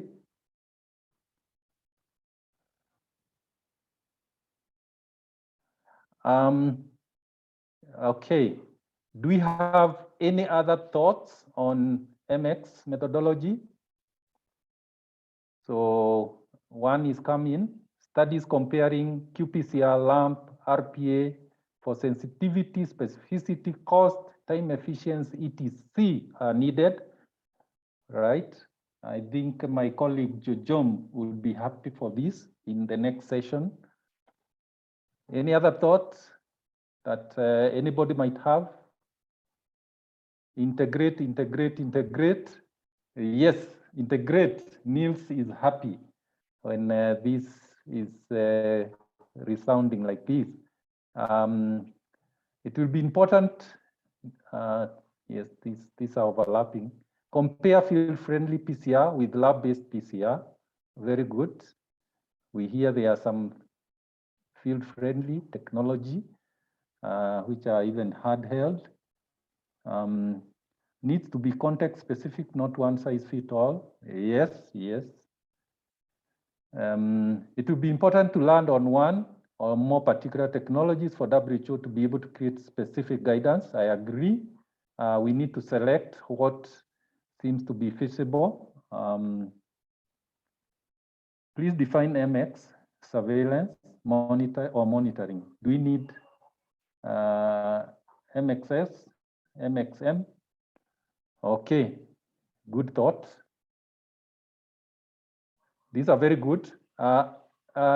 Lee actually gave me 2 minutes, and I think I'm just about to run over. Sure. Is there an 8th frame? Thank you, colleagues. 8th frame should be the last one. I think that's all. I think this is the last That's one. That's all. Thank you. Lee, allow me to take 1 or half a minute to say how thrilled I am with everybody's participation.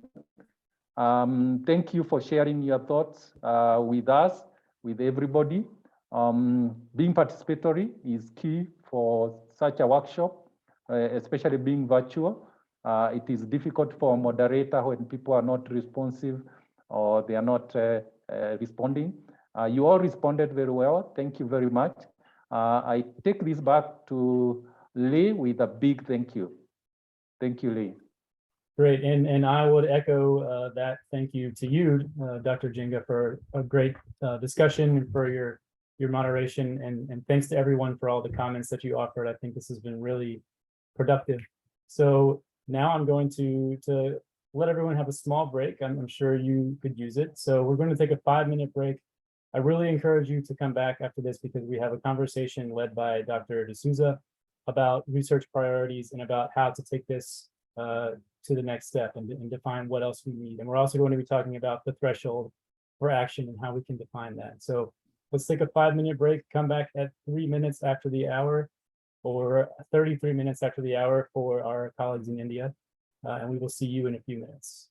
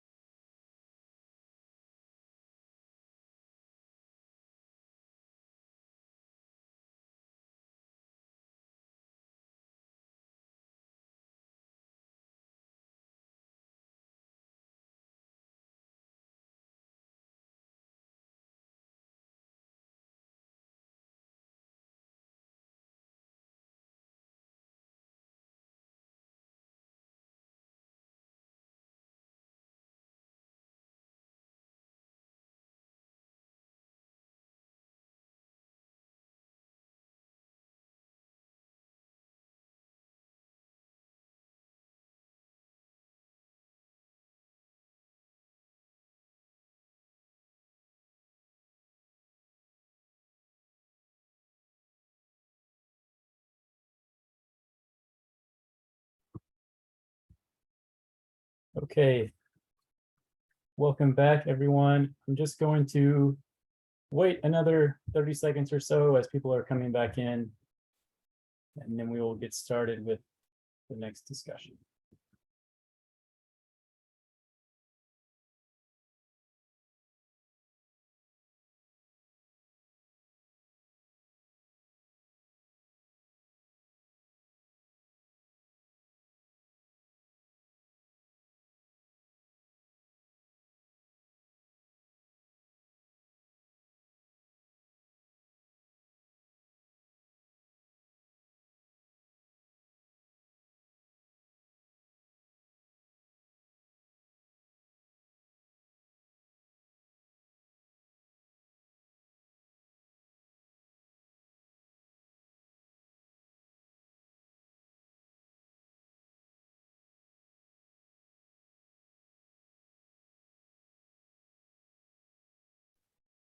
Okay, we're at 4 minutes after the hour now, so let's get started with our final discussion of the meeting. Thanks to those of you who have stayed around. We appreciate it. I know this is a lot of time to devote over the last 2 days, so it's we appreciate you joining for so long. So I'm going to turn it over for our last discussion to Dr. Jejum D'Souza.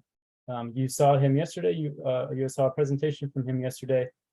He is an associate professor in the parasitology department of the Noguchi Memorial Institute for Medical Research at the University of Ghana, and he's going to be leading a discussion on research priorities.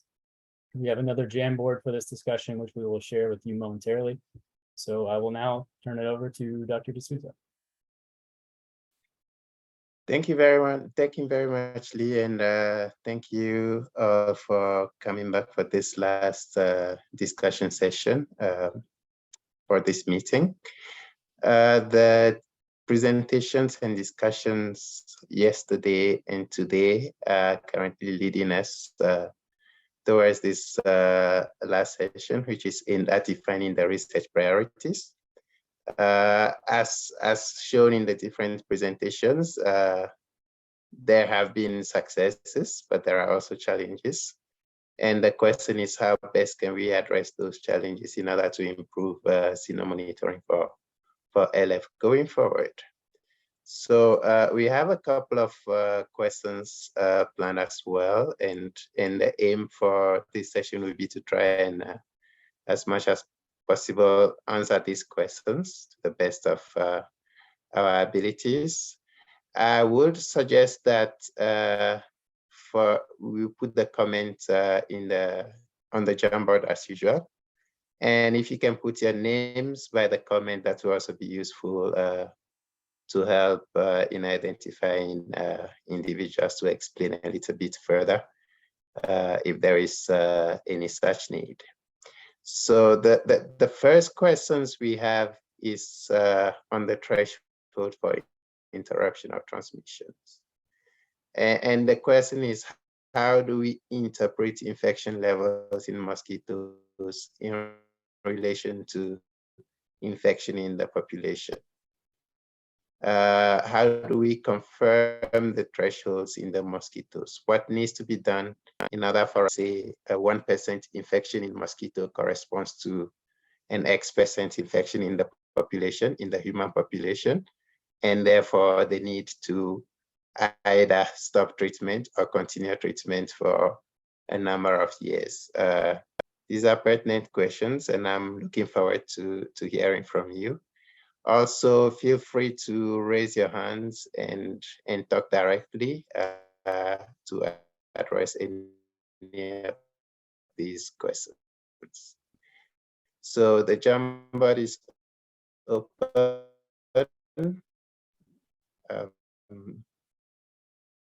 Jejum, I might suggest turning off your camera. Your audio is a little bit choppy, so that might help a little bit. Oh, okay. All right.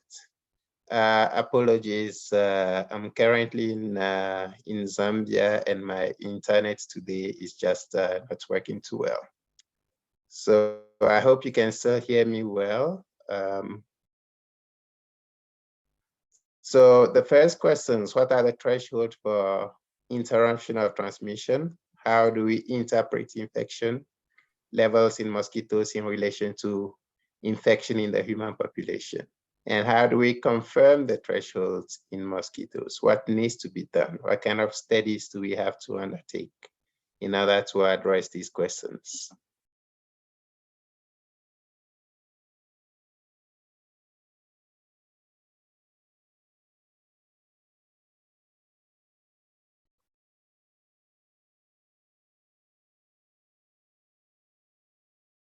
Okay, perhaps while we're thinking about that, okay, there is a first question. There is a first comment. It's a bit small. So Angus says models suggest human prevalence threshold for interruption vary widely by setting. Some settings may not have a threshold, not practical for decision making. Good comment, Angus. But in such settings, what then do you need to do in order to make a decision? Feel free to raise your hands and comment on this, Angus. Yeah, I think, I mean, this is Angus speaking. Yeah, so from a modeling perspective, I mean, I think if the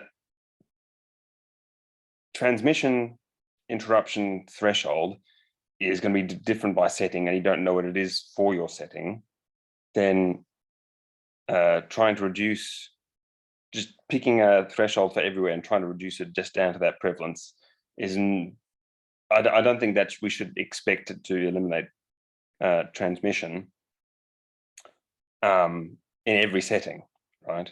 And so I'm just concerned that sort of then transferring this over to into the MX situation just makes it even one step further removed from, I suppose, a useful breakpoint tool. I mean, it doesn't mean we can't have thresholds for decision making in other ways, but I suppose assuming that they will translate to transmission breakpoints, I suppose, is another thing.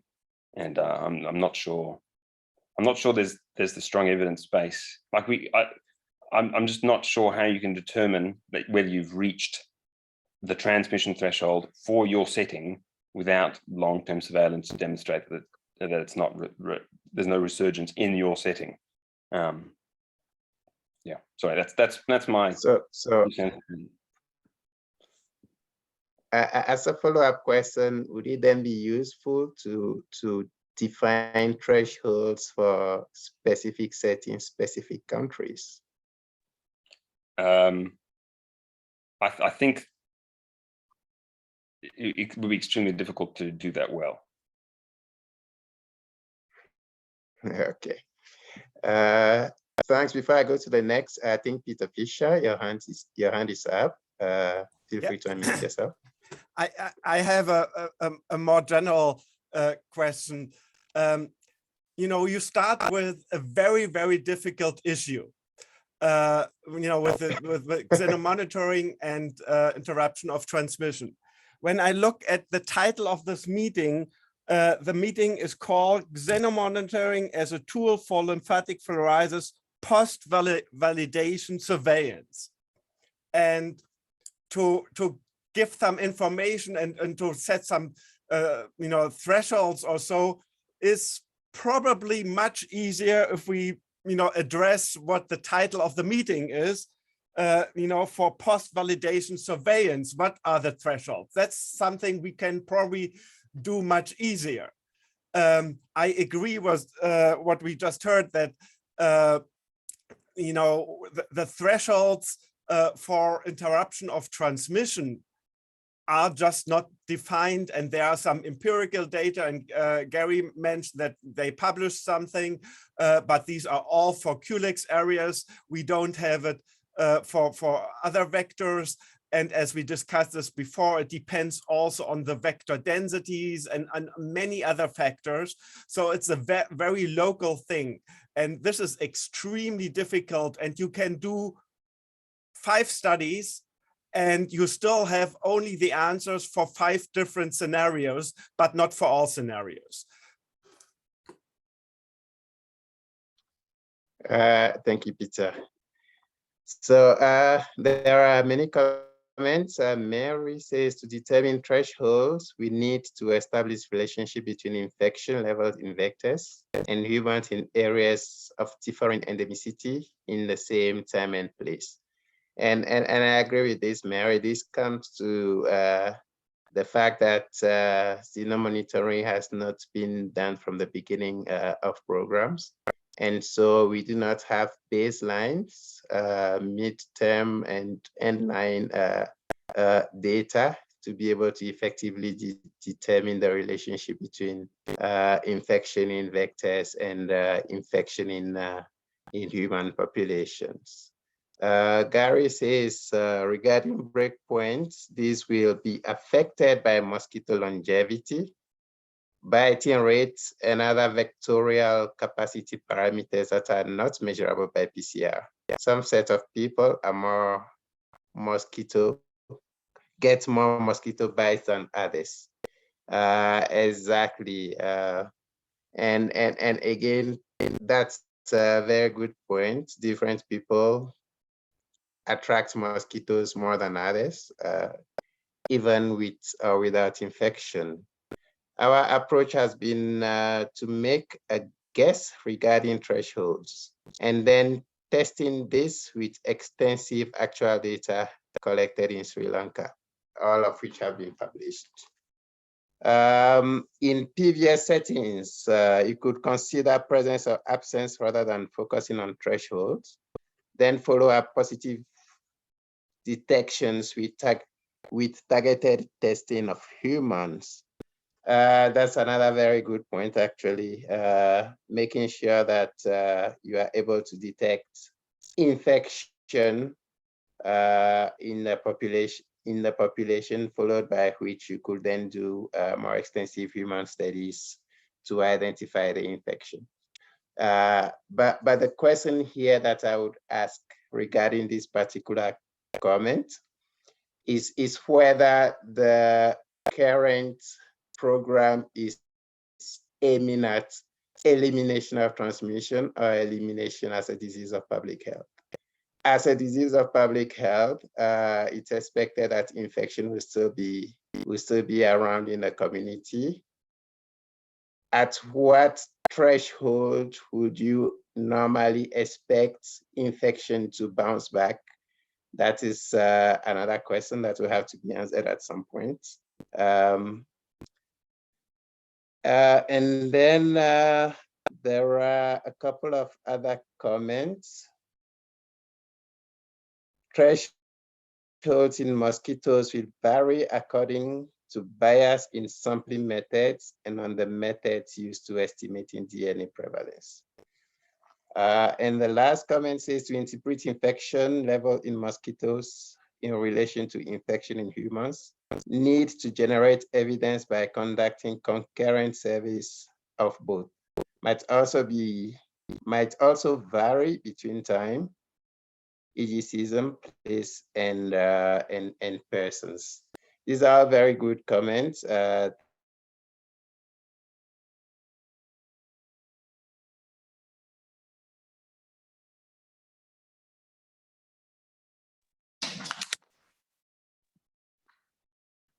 Dr. Ashwani Kumar, your hand is up. I think we just lost Jay Jum. Yeah, okay. So my feeling is that we should have equally sensitive method for infection detection in humans as well as in mosquitoes to have one-to-one relationship. We cannot compare PCR with the microscopy because we know the limitations of microscopy. Because PCR can really detect a very minute amount of DNA. And in mosquitoes, you know, we were discussing during the day, mosquitoes feed repeatedly, as we know, and can accumulate the parasites when they are older. And when we trap mosquitoes, they are of different ages. And therefore, and you know, they excrete plasma and they concentrate blood. So they can actually have much more number of parasites in their system, and over a period of time they can accumulate more parasites. till they die, and these parasites survive for a very long period in the mosquitoes. So therefore we need a very sensitive method also for tracking infection in the humans, and then arrive at some relationship between the two, and then work out acceptable levels of thresholds in both the cases. Over. Yeah, thanks very much. And I won't take us down that particular rabbit hole of focusing on tools to more accurately detect infection in humans. I think that's a good topic for another meeting. As I've been listening to the conversation, though, it does seem to me that identifying thresholds is going to be so context specific that trying to channel the donors at this point, it would be difficult for me to identify that as a priority that would deliver value to the programs. In contrast, I think building off of Brady and Peter's earlier comments, it does seem like in the PVS mode, where we're at the end of MDA, there may be value in understanding a signal that would be detected. So, you know, it feels like we've had a lot of comments on this, and I'm open to hearing any more. But I'm going to argue that maybe this is the point where we switch to the next board. Any arguments to stay here? Okay, hearing none. Lee, go for it. So I think here, I'm going to rephrase the question a little bit, and really, you know, in the PVS mode, where we're looking for a signal, you know, what would we consider an adequate signal to trigger a follow-up action? So, you know, this is getting us again into the practical question of how many mosquitoes do we need to collect in order to be confident that we've identified something which would require a public health action, as in the context of a hotspot, or in a setting where we believe that the program has achieved success. What do we need to be doing for the routine? So I'm going to be assuming that people are typing out their sticky notes, but I'm also more than willing to entertain comments. At this stage, I think you should feel free to unmute yourself and make your comment. I'm not going to hold you to the custom of raising your hand. How rigorous do we need to be in terms of doing these kinds of surveys? It depends. Well, that's not a very helpful comment exactly. If somebody would like to expound on that, the mic is yours.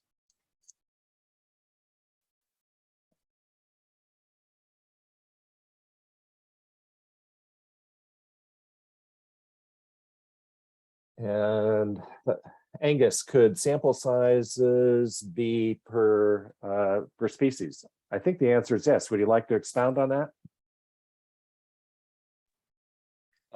Yeah, I suppose it was just more of a thought than a particular strong suggestion. But yeah, I mean, if the concern is that, for instance, that the sample of mosquitoes would be diluted by a non-vector species, which then would have a lower prevalence, presumably, then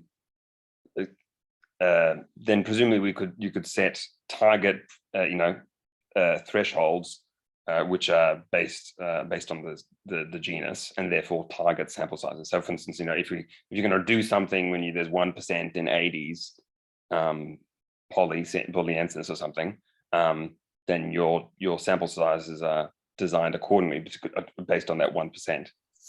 But if you're going to if 0.1% is concerning in Culex, because Culex is not as good at transmitting it or whatever, in this example, then your threshold would be lower for Culex, and therefore your sample size would have to be higher order. Thanks for the comment. I see hands up from Dr. Ashwani Kumar and then from Mary. Dr. Ashwani Kumar. Yeah, my colleague, Dr. Subramanian would like to add. Yes, naturally, the sample size depends upon the species and vector infection threshold. So we need to specify the threshold to decide about the sample size for fixing. It varies from species to species also.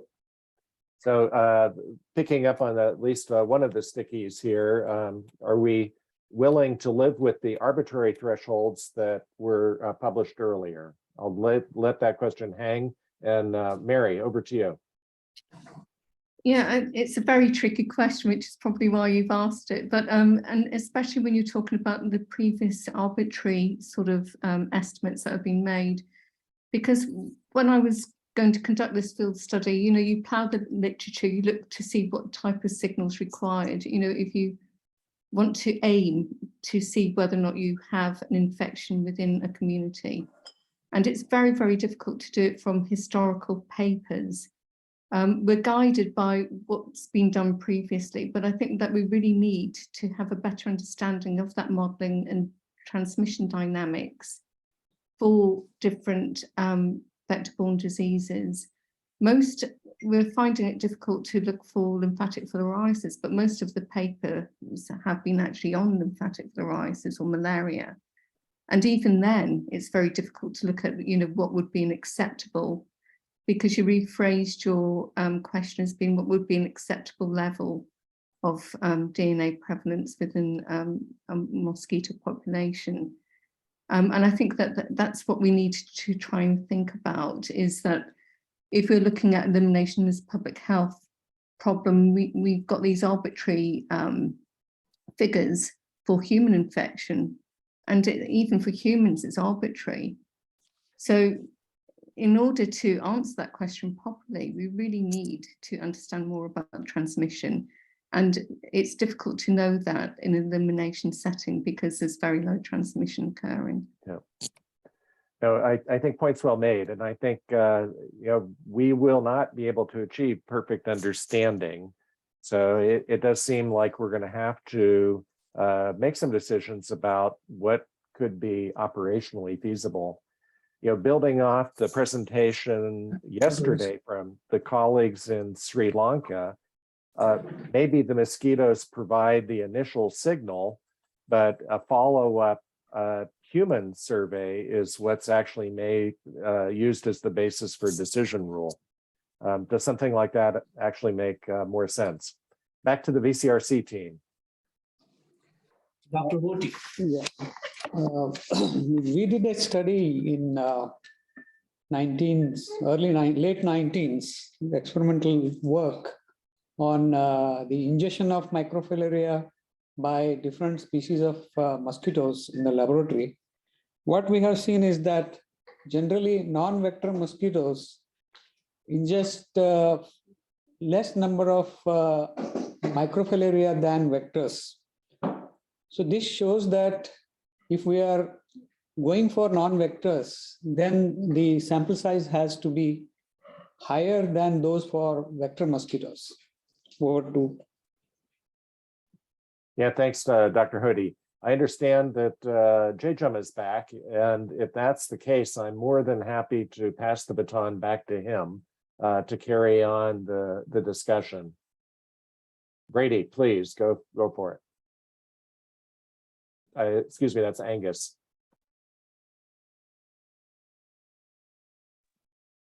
Yeah, hello, Angus, yes. I was struggling with mute. Yes, I'm muted now. I just wanted to, just mirror the comments from the VCRC team that I mean that's the same thing as that was found in the Samoa dataset. Essentially, the COR-NTD, which is not the main vector, had much lower prevalence, but they were much easier to catch.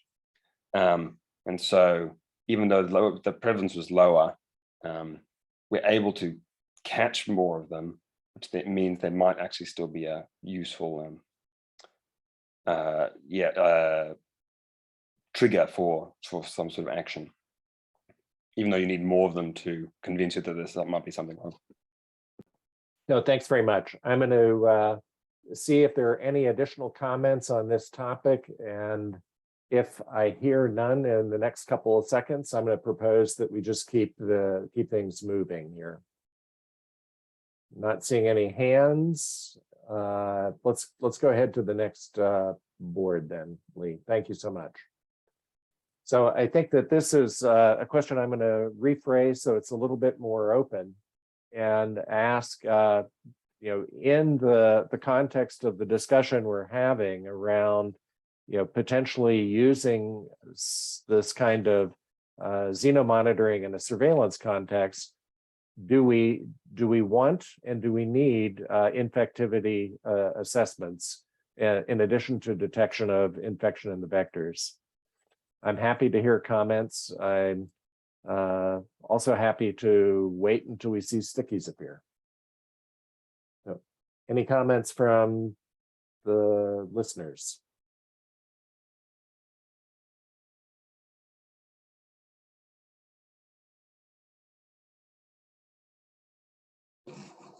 Yeah. Circulating. Go ahead, Nils. I saw your hand up, and then we'll come back to the VCRTC team. Yeah, hi, thanks, Pat. I was just going to say that if there is interest in infectivity as well as just infection, then as was mentioned earlier on, there are assays available, and they really require nothing more than a simple multiplexing of 2 assays. So it would be at no more cost than if you were testing for 2 pathogens in a single sample. Okay, Nils, does it add value to get the infection on top of the, the infectivity on top of the infection? I think that depends on setting. I think if there are questions, I know Sammy was talking yesterday about the possibility of changes in the vector populations and which species were serving as primary vectors and, declining rates of vectoring capacity. So I think if there are questions about what species are serving as vectors or to what capacity they are vectoring, I think in situations like that, yes, it certainly would. All right, thanks, Nils. I'm going to pick up the VCRC team because I skipped over you, and then we'll come back to Daniel and Gary. So, Dr. Ashwani Kumar. Yeah, Dr. Hoti. I feel that the infectivity especially becomes more relevant when we go for making the decision, stopping decision, and doing multiplex for all the mosquitoes may not be, cost effective. So I would suggest do the, for all stages first. And if any sample is found positive, and then go for looking at the infectivity in those pools. So that will save the costs. Yeah, thanks, Dr. Hoodie. Do you mind putting that into the sticky if it's not already there? Daniel, over to you. Thank you, Pat. I think to me, this would depend on what we're aiming for. If we're aiming for surveillance to find out whether there is infection in some people in the area, then maybe going for infection levels might be what we need. But if we were trying to also look at, as was said by Niels, which species is probably doing the transmission, and also want to look at infectivity related to prevalence in the human population, then maybe we'll have to start thinking of the infectivity assessment. Otherwise, I think depending on what we want to do, if it's just surveillance or if it's trying to look at species involvement and other things, I think that should be the thing determining what we want, whether it's infection levels or infectivity levels. Yeah, thanks, Daniel. Gary? Thanks, Pat. I put part of this in a blue box on the board, but infectivity prevalence is much lower than infection, any stage infection rates. We're already having trouble getting sufficient mosquitoes for measuring infection prevalence in mosquitoes. So you need much higher mosquito numbers to get accurate estimates of infection prevalence. For the people here who who were not able to attend the Copenhagen meeting in 2005. What was proposed at that time was a target for infection at any stage of about 1% for Anopheles and 0.25% for Culex. The studies performed by AFC with our group in Sri Lanka validated actually that 0.25% Culex target in their setting. But there are many different settings out there, but at least as a starting point.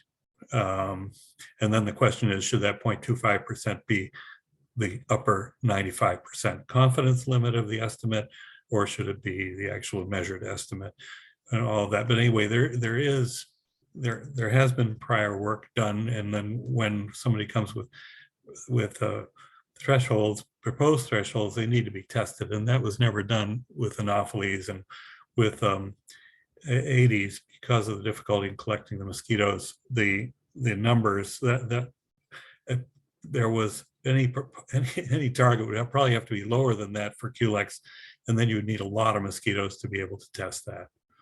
And Aedes transmission accounts for less than about 1% of the global problem, so you can say it's a public health problem. It's important only regionally. Yeah, thanks, Gary. I think it sounds like there are arguments in both directions, but the specific need for infectivity data is really going to be context dependent, and as a general rule, maybe it's not really going to be required. So again, I've been tracking some of the comments. It seems like there's a little bit of a discussion group going on in the lower left-hand corner. Hopefully the people who are looking for the primary sequences can get those. If you identify yourself in the chat, I bet the authors of those papers would share the papers with you. So I thank you for that last context dependent comment. JJOM, for those of you who have not been looking at my phone to see the text messages, has been bouncing in and out. So if he reappears, I'm happy to turn over the moderator role to him. But failing that, I'm going to suggest that we move on to the next board then. So I think this one feels like a really open-ended question, but I think this is where providing some specific ideas about where there may be integration opportunities represents something that will absolutely be of interest to the donors on the meeting or participating in the meeting today.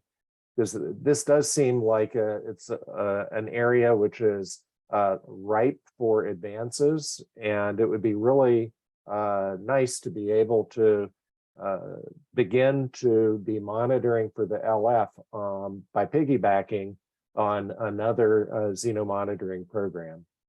So if there are people on the call today participating in the meeting that are in a position to offer comments, the microphone is yours.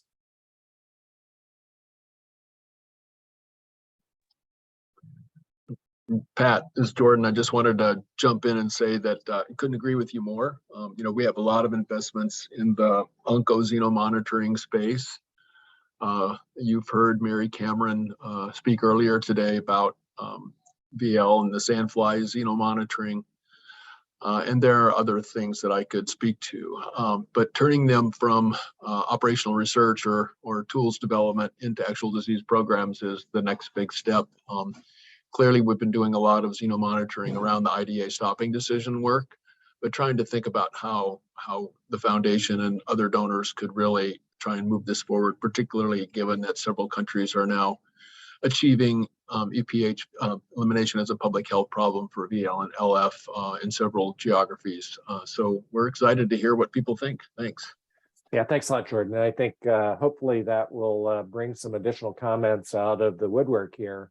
I, for one, was very interested in hearing more about the PMI Sentinel sites yesterday and trying to understand whether there are specific opportunities for the LF programs in the Afro region. Dr. Ashwani Kumar, your microphone is yours. Yes, Dr. Hoti again. This is a very complex situation. The integration model has to be designed based on the different situations like occurrence of different co-occurrence of different diseases. So the platforms that we design for integration have to be site-specific or country-specific. Thank you.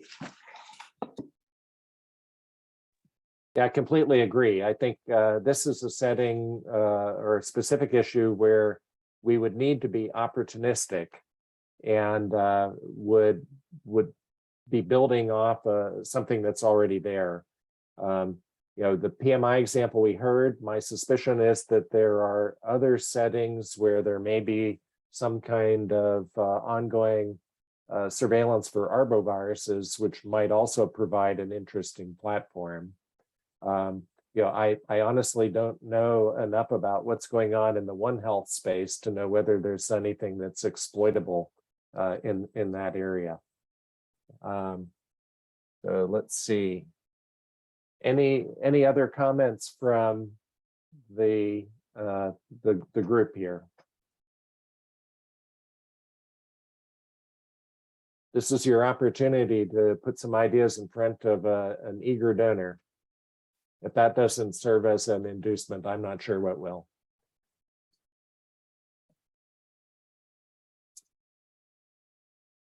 All right, I'm not going to hang on this page for too much longer then. Lee, I can't remember how many JJUM had. Can we go ahead to Nils, please feel free. I was just going to plug one more time the idea of, and I know you just mentioned, Pat, the possibility of arbovirus surveillance. I think that an opportunity that exists that really does not increase cost, again, any more than just adding additional assays as appropriate, is something like excreta testing. If there is an interest in looking for arbovirus in a surveillance sense, piggybacked onto an LF study somewhere. So obviously that would be an 80s situation. No, that sounds good. Lee is advising me that there are maybe multiple Jamboards left. Let's go ahead and look at the next question, and then I'll make an executive decision whether we're going to stick with it. I'm gonna actually propose moving away from these more specific questions to a more general question at this point. Yeah, we've had a lot of good discussion over the 2 days of meetings here about, let's just do a blank one. Can we do that? There we go. That's fine. So I'm going to throw out a more general question here, which I hope will stimulate some degree of interest. And that is, you know, from the research side of things, we all know that research dollars are finite, they're limited. It's really important that we identify the key priorities. So it looks like we have a little bit more than 40 people on the call. What's your number one priority?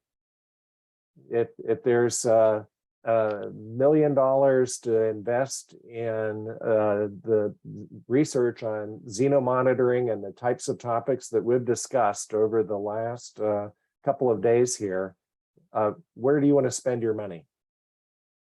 Where do you want to spend somebody else's money?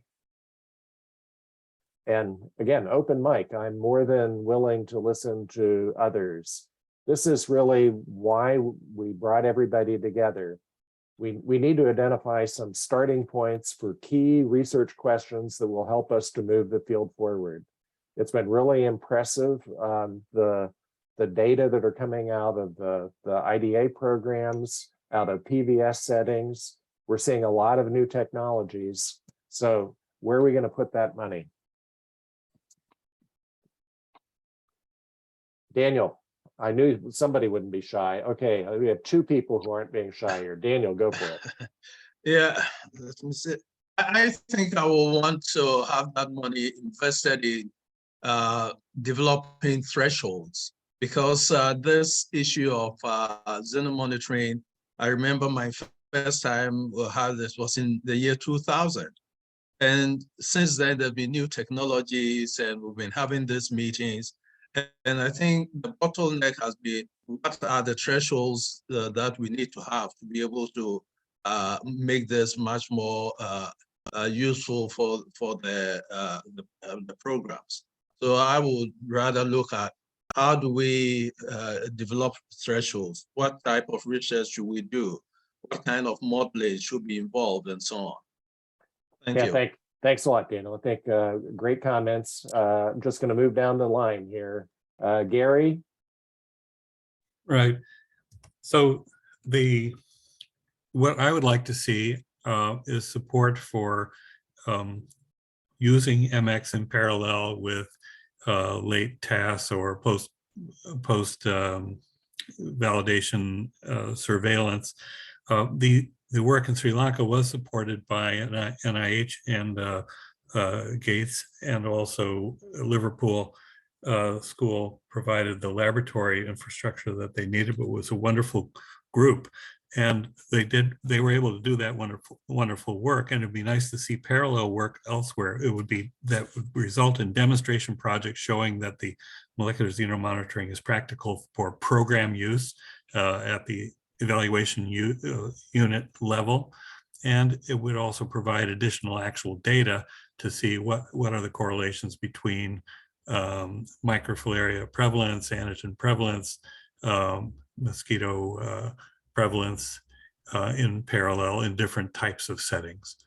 And through that, they would also be able to use more advanced methods for collecting the mosquitoes, for designing the collection to have representative sampling and all of that. It needs to be done in more areas. Thanks. Great comment, Gary. Team BCRC. Then we'll go to Frank and Tom. Yeah, I think this is what is important is, for example, where this particular tool will be highly effective. For example, the situation is like post-validation surveillance.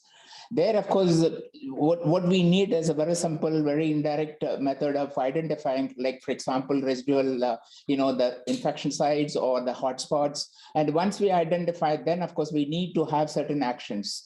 So I think probably from that point of view, I think it's important, the situation where we have the post-validation surveillance. This is one.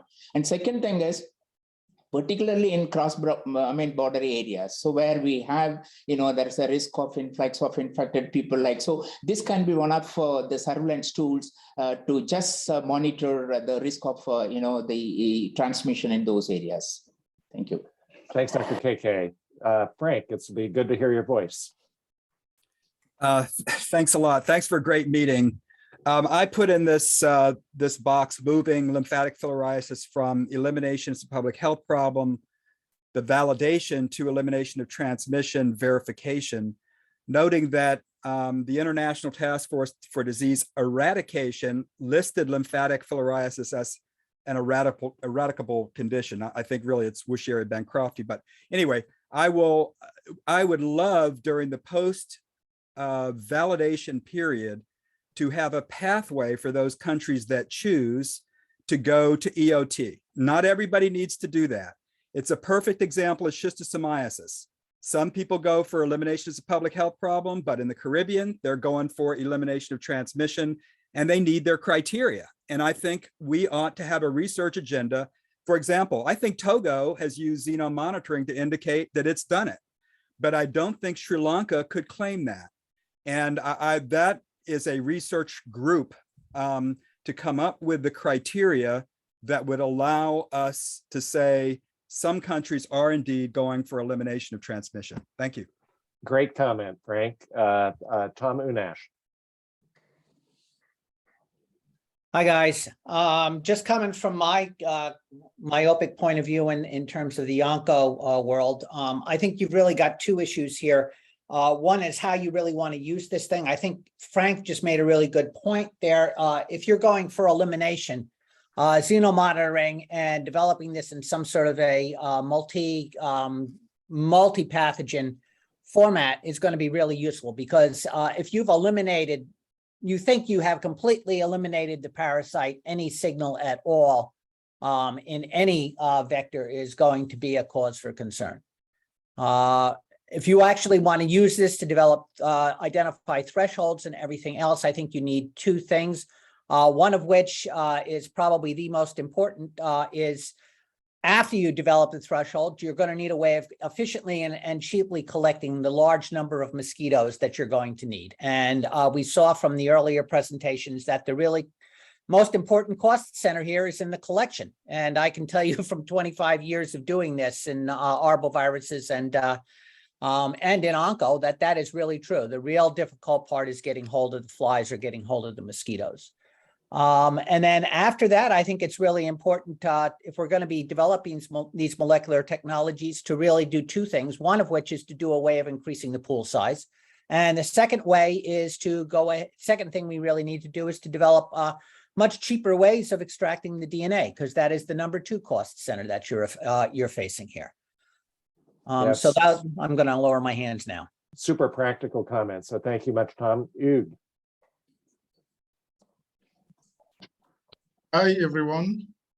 I have a comment about the xenomonitoring usefulness, especially in Central Africa, because we have been facing for the past few years the problem of cross-reactivity of LF tools, LF diagnostic tools, ICT before and now FTS with Lymphatic. We have a problem with cross-reactivity with Lymphatic. And I would think that xenomonitoring might be useful to overcome that, because we have to, that time we'll really target the DNA of the parasite from the fly. That is my comment. I think that it should be really among the top priorities of the agenda. Thank you. Thanks very much. I was going to try to flush the WHO colleagues out, but Jonathan has done the honor of raising his hand.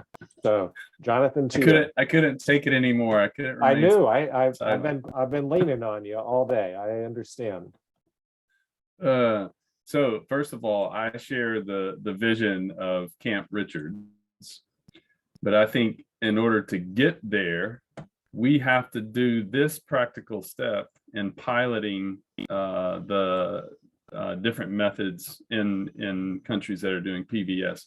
And I wouldn't put this limitation of where it hasn't been done yet routinely. I don't think we could exclude countries that way. Then this last corner over here also has to be a priority, because we have to know how to respond if something is there. How do we then know what extent, what surveys do we have to do in humans, or how do we know the extent of where that hotspot is if it's finding a hotspot? And I also share the desire of Camp Mary in this is more aligned with our new NTD roadmap on sustainability. It's also aligning now with all of these different papers put forward, especially one Raman just shared that came out today from the African Regional Committee meeting on integrated surveillance for tropical diseases.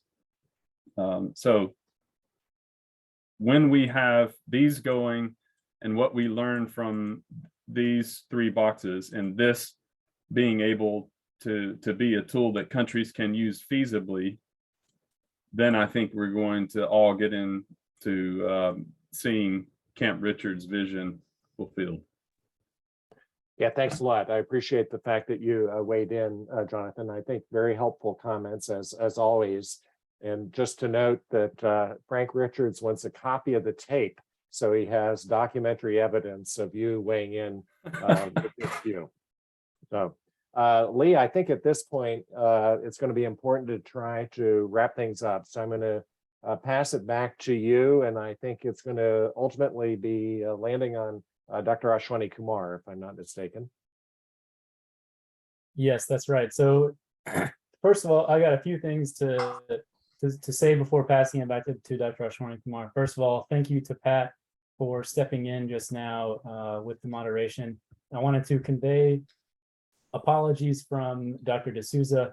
As you saw, he was having some connectivity issues, but I wanted to thank him profusely for the work that he did to plan this discussion. All of the questions that you saw on the Jamboard were organized by him, and it's unfortunate he was having issues, but I wanted to thank him for his willingness to step in as a moderator.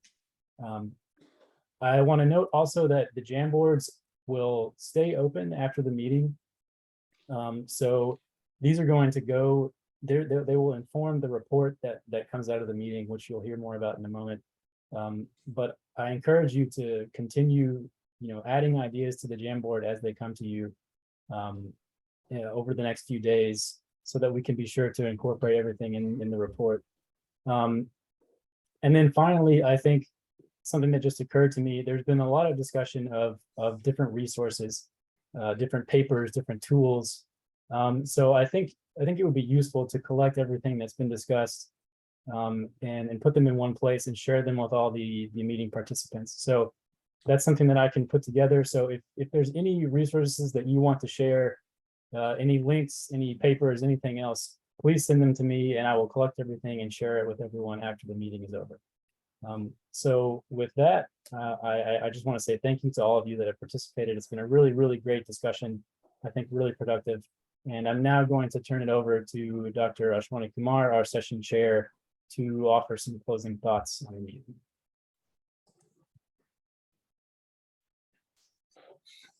Thank you very much, Lee.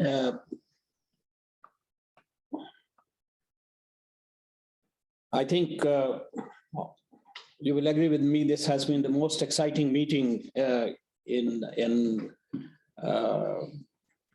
these days, when we actually are crippled by pandemic, and this virtual platform has enabled us to have 2 days of animated deliberations on a very exciting subject and very difficult to deal with subject in the context of variability that we see in the real public health settings as far as the LF transmission is concerned. Friends, there were in all, as you know, 10 excellent presentations made from across the globe, and 3 sessions of discussion on use case, methodology, and research priorities. As far as presentations are concerned, they were from Samoa, experiences from Samoa, Kenya, India, Sri Lanka, Togo, USA, Indonesia, and UK, and other places. So there were in all 72 participants yesterday, and excuse me, 49 today. So the attendance has been very nice and sizable, I would say. And there were representations, representatives from WHO, COR-NTD, Gates Foundation, academia, research organizations, and VBD control programs from across the globe. So, and presenters in general shared experiences with implementation of MX in diverse epidemiological settings involving different genera of mosquitoes, vectors and non-vectors, and several of their species, and all the 3 parasite species, Cladia bancrofti, Brugia malai, and Brugia timori. After extensive deliberations over 2 days on MX as a tool to assess the risk of transmission, many issues have emerged. Number 1 is the TPP of MX as a tool, its performance characteristics, sensitivity, and specificity, whether we can use it for assessment of risk of LF transmission. That was debated at length. Use case, how, where to position it. We discussed very many scenarios as initial or confirmatory test, and routine assessment surveys, whether to position it in the routine assessment surveys or baseline surveys to know the current LF transmission status, or systematic surveillance to determine the success of programmatic interventions, or as a decision-making tool to stop MDA, and during the post-validation surveillance. We deliberated why is there need for additional tools other than existing AG kits, AB kits, and classical microscopy for MF detection in the blood smears. We also discussed about whether to use MX as a standalone or as an adjunct method, and the majority of us concurred that it should be an adjunct or supplementary to MF detection in human blood samples. Some also mentioned the circulating filarial antigens. And today and yesterday, we discussed how to harmonize xenomonitoring with MF rates and CFA thresholds, because that is a very difficult question. And I think a lot of research is needed to understand the relationships and to work out the thresholds in different epidemiological settings. So as far as the requirements for xenomonitoring implementation is concerned, definitely we need manpower, we need entomologists, we need mosquito collectors in the public health settings, we need molecular biologists and the laboratory technicians and lab assistants in order to be using this technique or tool widely in different endemic settings in the world. And we need training for capacity building and strengthening, which is, of course, the goal of WHO Global Vector Control Response 2017. And we also need xenomonitoring as an additional tool, particularly in the settings where IDA, MDA is being used, and the intervention is supposed to be for fewer years than MDA with DA. And we have the arbitrary threshold, as was mentioned by Professor Gary Weil, worked out in case of QLX mosquitoes, 0.25% and Anophelines 1%. And I think we need to revisit that. And there was a lot of discussion on this. And the cost of reagents, kits, plastic wares, and cost-cutting issues like the DNA extraction method, cheaper methods, will make this more affordable in settings where there are less resources, particularly in poor resource settings. And we know that these are neglected diseases and they're low on priority, and they are the diseases of poor. And therefore, we need to really think about the cost that and the sustainability of these methods in those situations. And we talked about standardization of mosquito collection methods. And there were different methods deployed to collect mosquitoes: pyrethrum sheet collections, human landing collections, traps, like CDC light traps, BG sentinel traps, and CDC gravid traps. So we need to really see in the context of the vectors, which are these most productive tools that can be used in different situations, and how can we harmonize the results coming out from these, and in which situation we need to deploy them. And as far as the sampling approaches are concerned, we need to have appropriate sampling plan with appropriate sample size, adequate power. And we discussed about the variability of pools of mosquitoes. There were 10 mosquitoes used in case of Anophelines and 25 in case of Ulyssins in the presentations that were made. And I think that should be also considered in the context of the dwindling transmission or when the transmission signals are very low, whether this should be a dynamic approach. We should have larger sample size of the same mosquito species in order to detect the signal. That we need to also assess and debate. And as far as the quality control is concerned, I think there were concerns raised that we need to have the standardized protocols, standardized laboratory procedures, and of course the reagents, so that we can compare the results of xenomonitoring coming from different situations. And one point which we have not debated is the pool screen software. I think all of us use this software, in order to determine the percentage infection. How good is this software? Does it require updating, or is it one which is acceptable and continues to be a very reliable tool? We need to look at it. This is just a stray thought in my mind.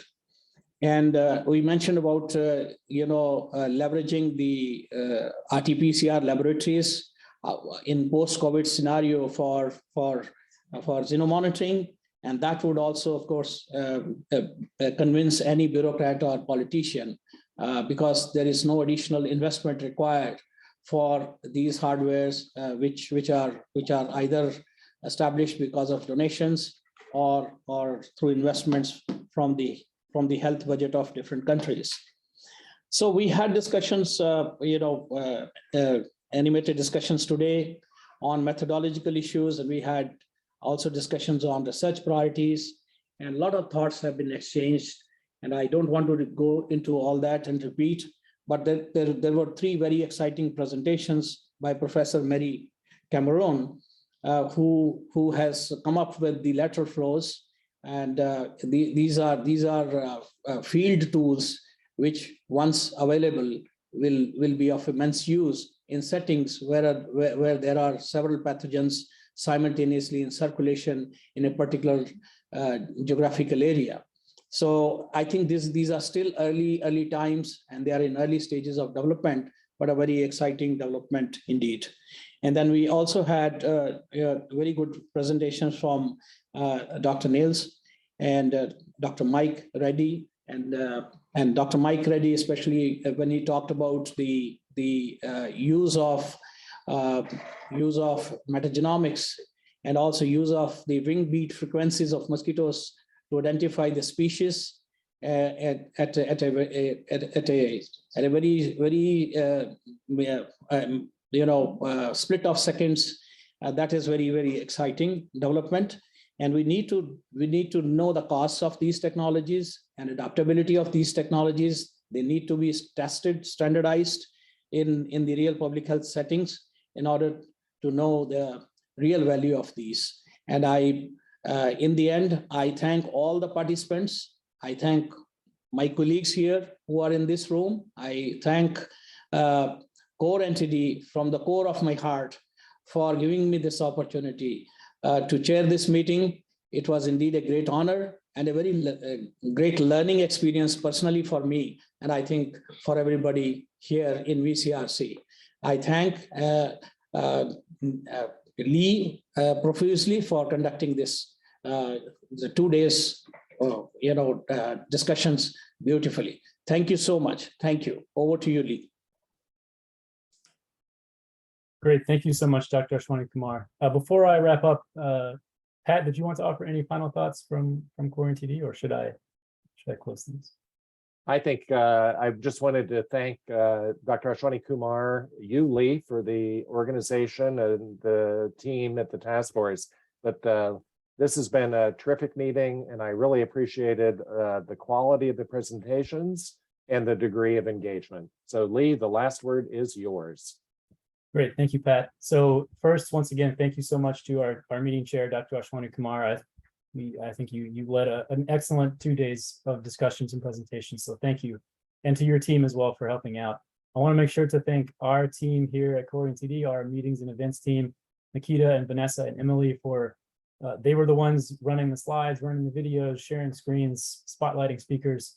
And so it certainly would not have been possible without them. So thank you to them. And thank you to all of our speakers and moderators for organizing such great presentations and discussions. And then finally, thanks to all of you for participating. I know some of you started the meeting very early in the day or very late at night and hung around for several hours over the 2 days. So we really appreciate you participating and being engaged and helping contribute to the discussions and moving this forward. Like I said, there will be a meeting report coming out, and we'll be sure to share that along with the recording of the meeting as well with all participants. So like I said, please send me any resources that you would like to share with everyone. any further thoughts that might aid in the writing of the report. Otherwise, thank you again for participating. And I will now close the meeting. Have a great rest of the day, everyone.